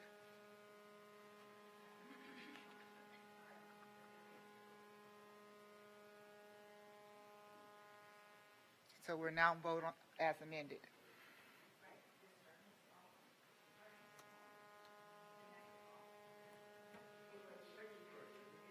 It's 6-3. 6-3.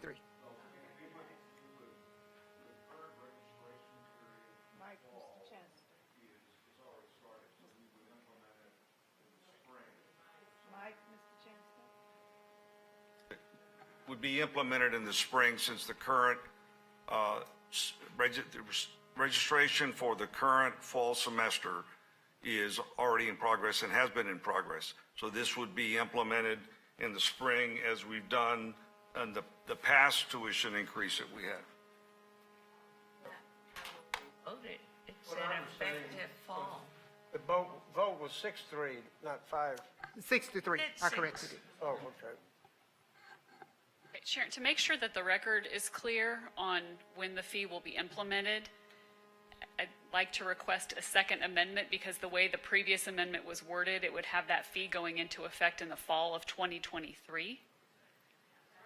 So if it's not going to be implemented until the spring,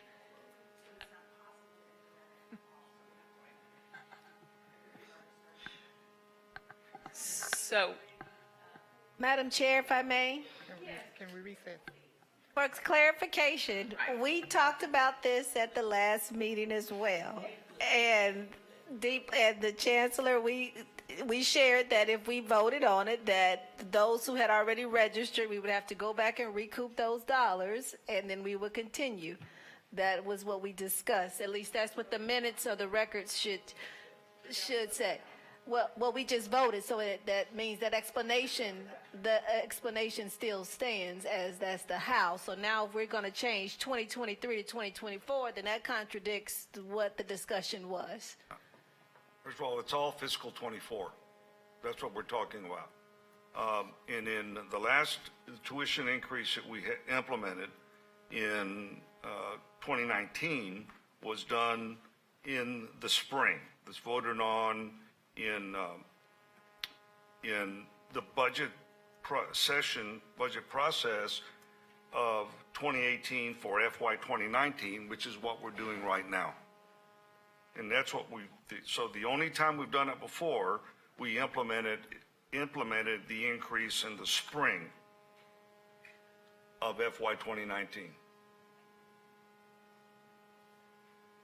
Chancellor, that's fine. I'm trying to get the clarity here that this says fall 2023, and now we're saying we're going to amend the vote to say 2024. Is that the recommendation? And I'm trying to understand the confusion. if I could, procedurally speaking, the tuition of schedule and fees that the board approved, this item 15 at the committee of the whole on May 3rd, was the schedule of tuition and fees to begin in the fall of 2023. We have amended that to include a building use fee, but the language of that amendment indicated that building use fee would also become effective in the fall of 2023. So what I am requesting now is if it's not going to become effective until spring of 2024, that we make a second amendment to clarify the effective date of this schedule so that our record and our minutes are clear. May I ask a question, please? So when did we just approve this item before? We approved this in committee, Committee of the Whole, which was how long ago? May 3rd. So were we accepting registration for fall on May 3rd? Yes. Okay, so we were already acting in the period to address a period that was going on, and now I'm being told that we can't address that period. Why are we voting on things that are out of sync? We couldn't vote. If we're voting May 3rd for an action item that has to do with fees that are already being collected, and now I'm being told after a vote that they can't be collected, then we either wrote the amendment wrong or something's inconsistent between the action that we just took now and this action from last time, because these by definition can't apply because we're already collecting the fees. So the state sets the cycle for the budget process, and that's what we're following. The fee schedule title should be for FY24, not for fall 2023. I'm not sure why it was named that way. That would have been an error on administration's fault. We approve a schedule of fees for an academic year, not for a semester. Right. So our academic year starts in the fall of this year, correct? Right. So but we were already collecting registration prior to the point we voted on the fees. As we have done every year, the budget process. I'm not concerned about prior years. I'm concerned about why it's not applying this time, because we just took a vote. Now we're being told that can't apply, but we just took a vote last week, and that did apply. So if we had made a change if we had amended something last week and changed the fees, you're telling me by definition we wouldn't be able to change the fees because we're already collecting the fees. And I say fees, registration, tuition, et cetera. So are we in essence rubber stamping things that are already happening because we can't change them? If we vote to increase a fee after we're collecting the fee, then we in fact can't increase the fee by the definition I'm understanding at the table. So from a sequencing standpoint, you'd have to vote the tuition increase by December of the prior year, and our budget cycle doesn't work like that. This is not new. We've done this. You say you're not concerned about what we've done in the past. This is how we've always done it. Well, actually, I'm very concerned because by what I'm hearing today, it doesn't actually work, because we just had a 6-3 vote that was written to change a fee effective fall of this fall. And now we're saying after the vote that can't apply. And now I'm really concerned because if we'd ever changed any fees at any time prior, or we're approving an action item for fees after we've started collecting the fees, and apparently we can't implement that change. This is similar to approving the budget before approving the tax rate. So this is the schedule at which we've had, not only us, all the colleges have to comply with. So these fees are for academic year 24. I understand, and I just wonder if we'd even be having this discussion if the vote had gone 6-3 the other way. I'm just concerned that now we're talking about changes because the vote went a different direction, when the system should have been in place where the vote should have been in alignment with whichever way the vote came out. And I'm really concerned about that. And I understand that the timing and, like you said, the budget and the tax rate, and we've had those issues, and we have to address these. And I remember cycle after cycle, we may not vote up the tax rate, but we found the money somewhere to make it all work. And I'm just concerned that we're setting a bad precedent by doing this process in this I don't disagree with you. The solution is to go to the legislature and have a bill filed to change the schedule at which we do these things. Madam Chair. Trustee Laredo. To Trustee Glazer's point, we have been told previous years that if we were going to change, whenever this came up, we would discuss it like April. And so we had to, if we were going to do an increase, we had to agree by April because of the fees and the students enrolling already for the fall. So we didn't have an increase of fees. So therefore, that discussion did not happen because we did not have an increase of fees. But if we had, I mean, what was brought to us back then was, if you have an increase of fees, the students have already started registering, so therefore we didn't increase it. But I say the solution to this is that, I mean, I don't know how many students have registered and when did registration start for the fall, but it's early on that from this day forward, because this is when we took the vote, then this day forward, then they're charged a $5 fee. If they were early birds, then they got, they were early birds. They were on it. But from this day forward, they get the fee charged. Amen. My solution. So, Madam Chair, can we just trust the chancellor and the attorney to make sure that we do what we voted to do, or like we always have, or are we going to sit here? I agree, because you know Much what? longer. In my opinion, when Marshall stood up there and presented this to us, I had a clear understanding. And I'm not ashamed to say I'm as confused as hell right now because we have been all over the place with this. And what you told us was cut and dry. And I was like, okay, I'm on board with that. But now I don't know what I'm on board with in regards to this. Because I'm thinking my vote was putting me in a position to vote for what you presented. And now I don't know what my vote represents. Madam Chair, Go ahead. may I just add, I think I am to blame for some of this because of the language in the amendment. If the language, I think when we deal with these issues, we always talk about fiscal year 2024. If I had used fiscal year 2024 instead of fiscal year 2023, we could have done what we would have always done if there was a positive increase, which would have been to increase it in the spring. That is my understanding, and I apologize. I believe it is a problem. If I had said fiscal year 2024 instead of 2023, we could have proceeded as usual, but that would have remedied the issue. So I apologize. That was my error. So are we moving forward, Madam Chair, with this item, or are we amending something more, Melissa? Okay, so we're moving on. I don't think it's necessary. Okay, let's go. I think we voted on the amendment. So we voting on the amendment as amended. On the item as amended. We're voting on the approval of the HCC's schedule of tuition and fees effective for the fall 2023 as amended. Oh, that's original. Okay. Are we ready for the vote? For voting again? Yes, we got to vote Oh, as we're amended. ready. I'm Okay, yes. sorry, Sharon.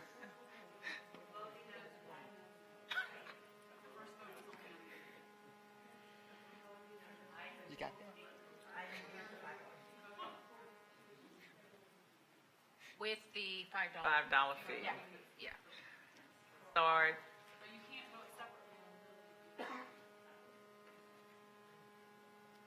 Yeah, so this includes that. Yeah, yeah, the $5, okay.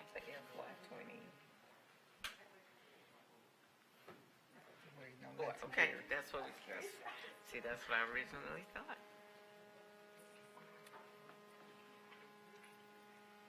Anything here? Okay. Voting has concluded. The motion passed with a vote of 8 in favor and 1 opposed.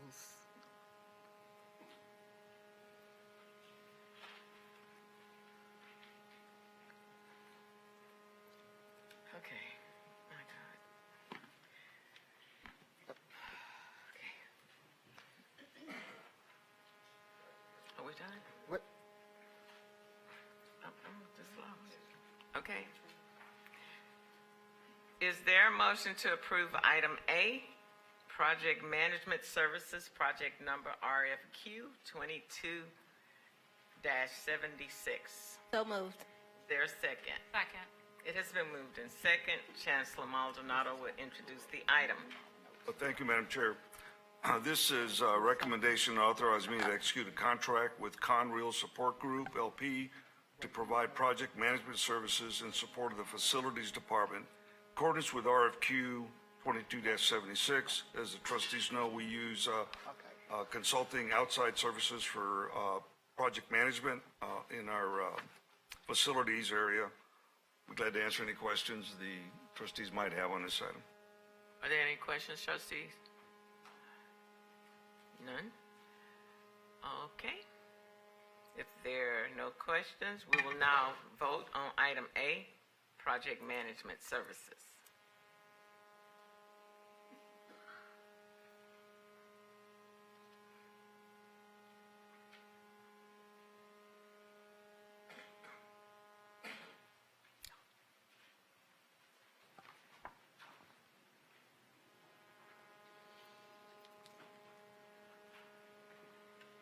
Voting has concluded. The motion passed with a vote of 5-4.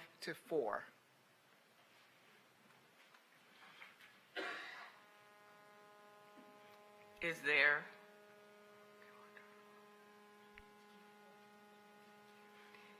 a motion to approve item B, personnel agenda, So moved. i.e. faculty? Is there a second?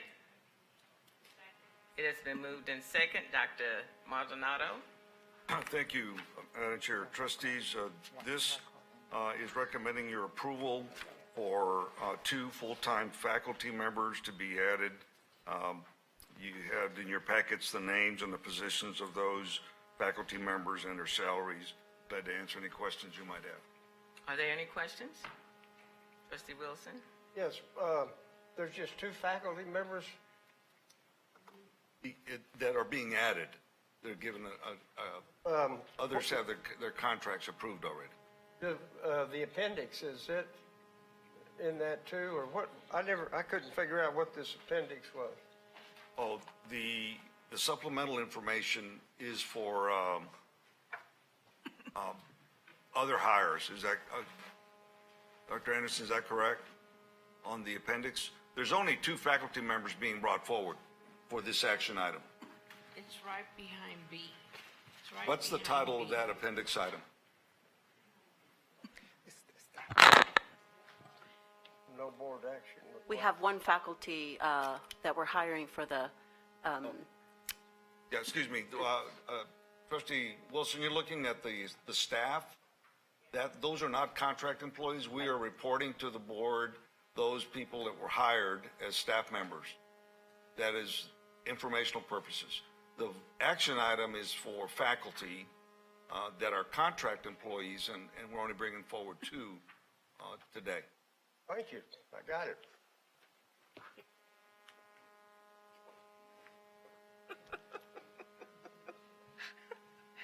Always a teacher, huh?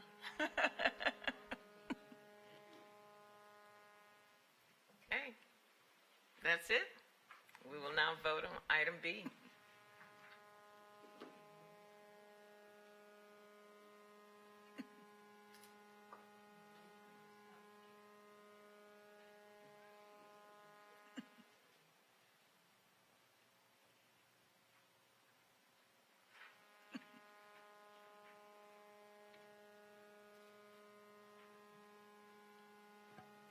Trustee Glazier? Voting has concluded. The motion passed unanimously with a vote of 9-0.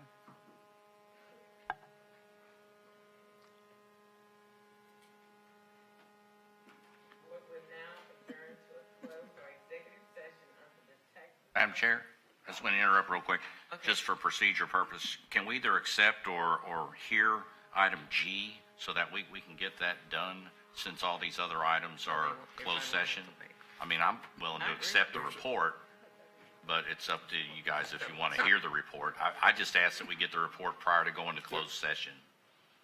There's a closed session component of that. Oh, I'm sorry, okay. Okay. All right, never mind then. Sorry, I didn't know that. Thank you.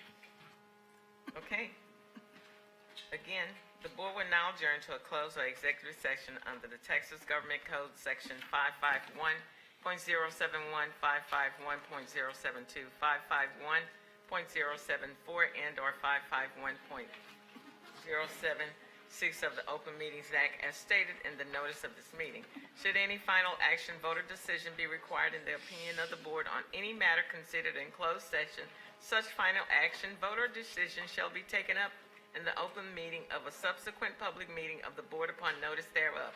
The meeting is hereby adjourned to executive session at 5:45 p.m.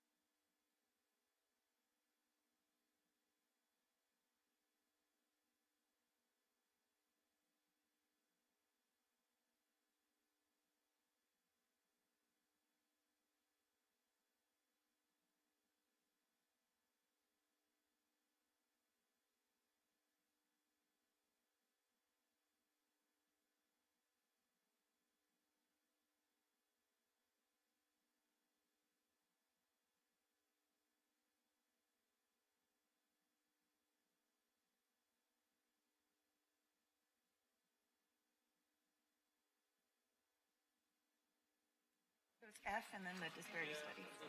Yeah.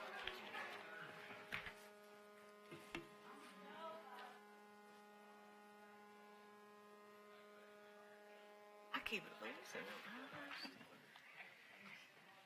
That's how it is.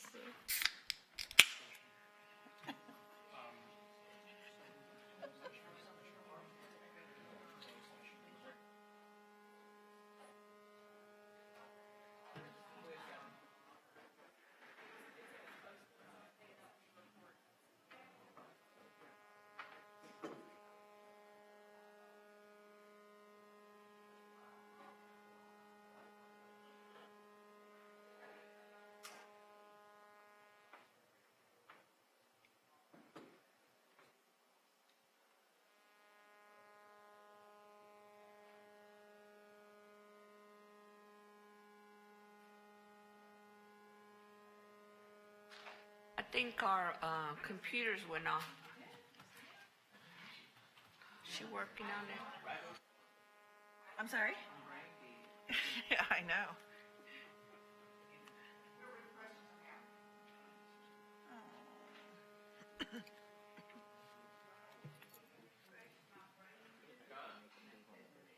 Oh, sweet boy.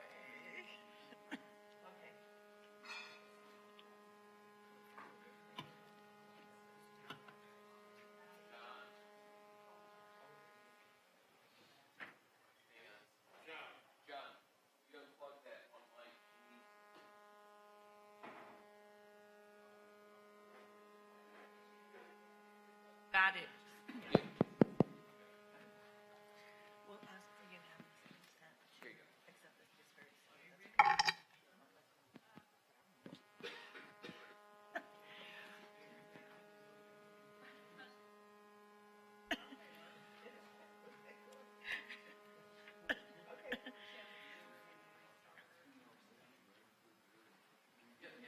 We have 5. You could do the disparity study first if you want to wait. Sorry. Go ahead.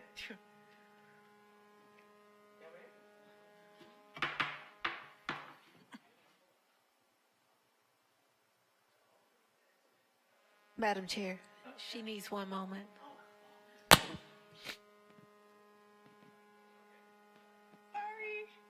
There you go. You're good. You're good. Okay, thank you. Just 1 second. We want to refresh your computers to make certain that you receive the vote in block.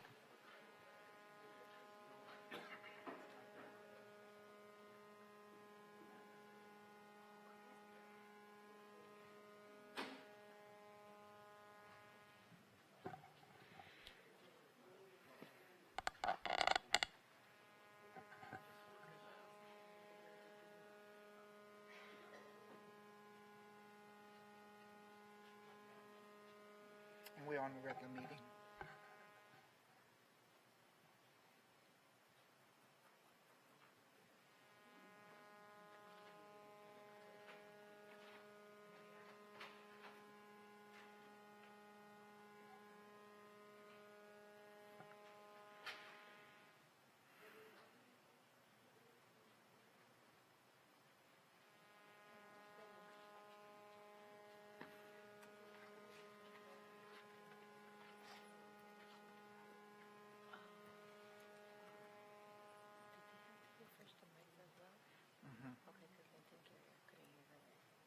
Who's that?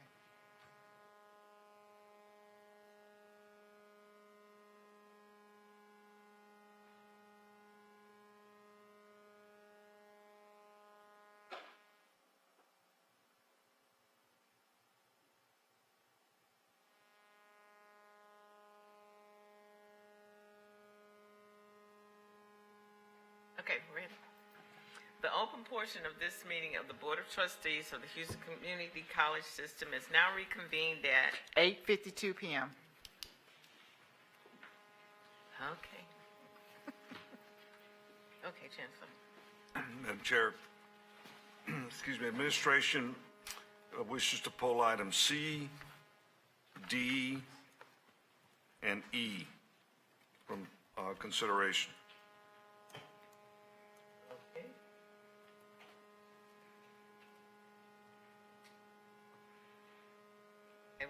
is there a motion to approve item F, lease agreement between HCC and Alcon at 9424 Fannin Street, Warehouse B? So moved. Is there a second? Second. It has been moved in second. Dr. Maldonado will introduce the item, but it's been discussed. So is there any other information you want to share? Any questions? The recommendation is authorize me to negotiate and execute a final lease agreement with Alcon Research LLC for Warehouse B located at 9424 Fannin Street in Houston, Texas 77045. On the material terms discussed, and take all actions necessary or advisable to finalize the transaction as discussed with the HCC Board of Trustees in closed session.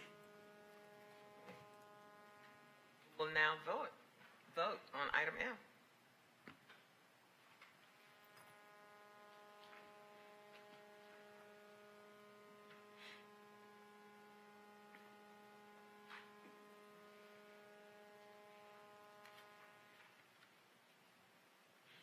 Voting has concluded. The motion passed unanimously with a vote of 9-0. All right. We will now move to item G, disparity study update. Madam Chair, Yes, Trustee Wright. may I suggest we accept this item by unanimous consent without a presentation?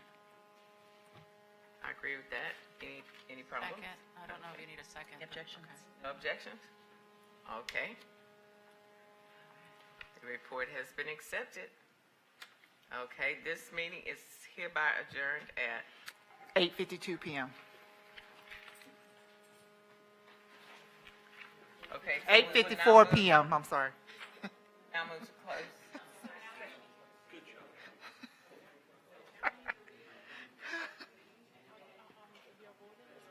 Yes. Okay, this portion, the portion of the special meeting will reconvene at, 8:55 p.m. okay. Now,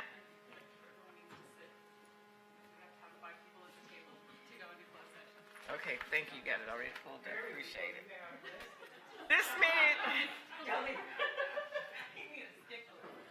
This meeting of the special meeting now adjourned to a closed or executive session under the Texas Government Code, Section 551.071, 551.072, and/or 551.074 of the Open Meetings Act as stated in the notice of this meeting. Should any final action, vote, or decision be required in the opinion of the board on any matter considered in the closed meeting, such final action, vote, or decision shall be taken up in the open session portion of this meeting or in a subsequent public meeting upon notice thereof. The meeting adjourned to closed session at 8:56 p.m.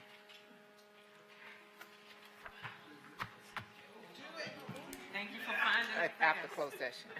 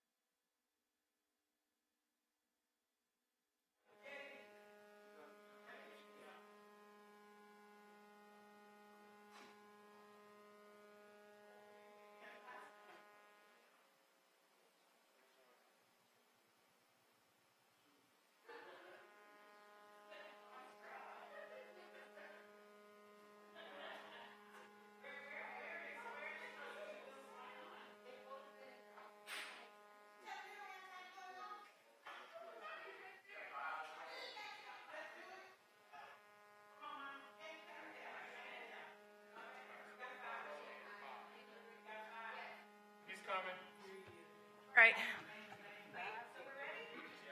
Are we ready? Yep. We ready, Murphy? The open portion of this meeting, of this special meeting of the Houston Community College System Board of Trustees reconvenes at, 9:53 p.m. okay, is there a motion to approve item C, approve the timeline for interim and permanent chancellor search process as discussed in closed session? So moved. Now that there's a motion and a second, is there any discussion on the item? Seeing as there is none, we're now ready to vote on item C, approve timeline for interim chancellor search, not Yes. permanent. No. It's just interim, not permanent chancellor search. You got that, Sharon? Yes. Okay.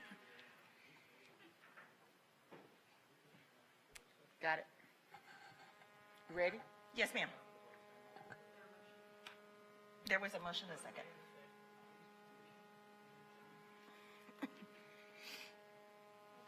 Oh. No, we have one more. Oh, are we voting? Oh, yes for me. Okay, I got you. Tell you, I need bread. Trustee Ray. That's it? I have it's weird. Yeah. Okay, voting is closed. The motion passed with a vote of 5-1. Okay, thank you. Thank you, Sharon. And I want to note that this timeline will be posted on the website after the meeting at some point. Okay. Yes, we do. I'm not done yet. I just wanted to say the timeline is going to be posted on the website. Is there a motion to approve item D, approve posting for interim chancellor as discussed in closed session? So moved. Is there a second? It has been moved and seconded. Is there any discussion on the item? Nope. Seeing none, we're now ready to vote on item D, approve posting for interim chancellor. Voting is open. Sharon, that's yes for me. Okay, receive.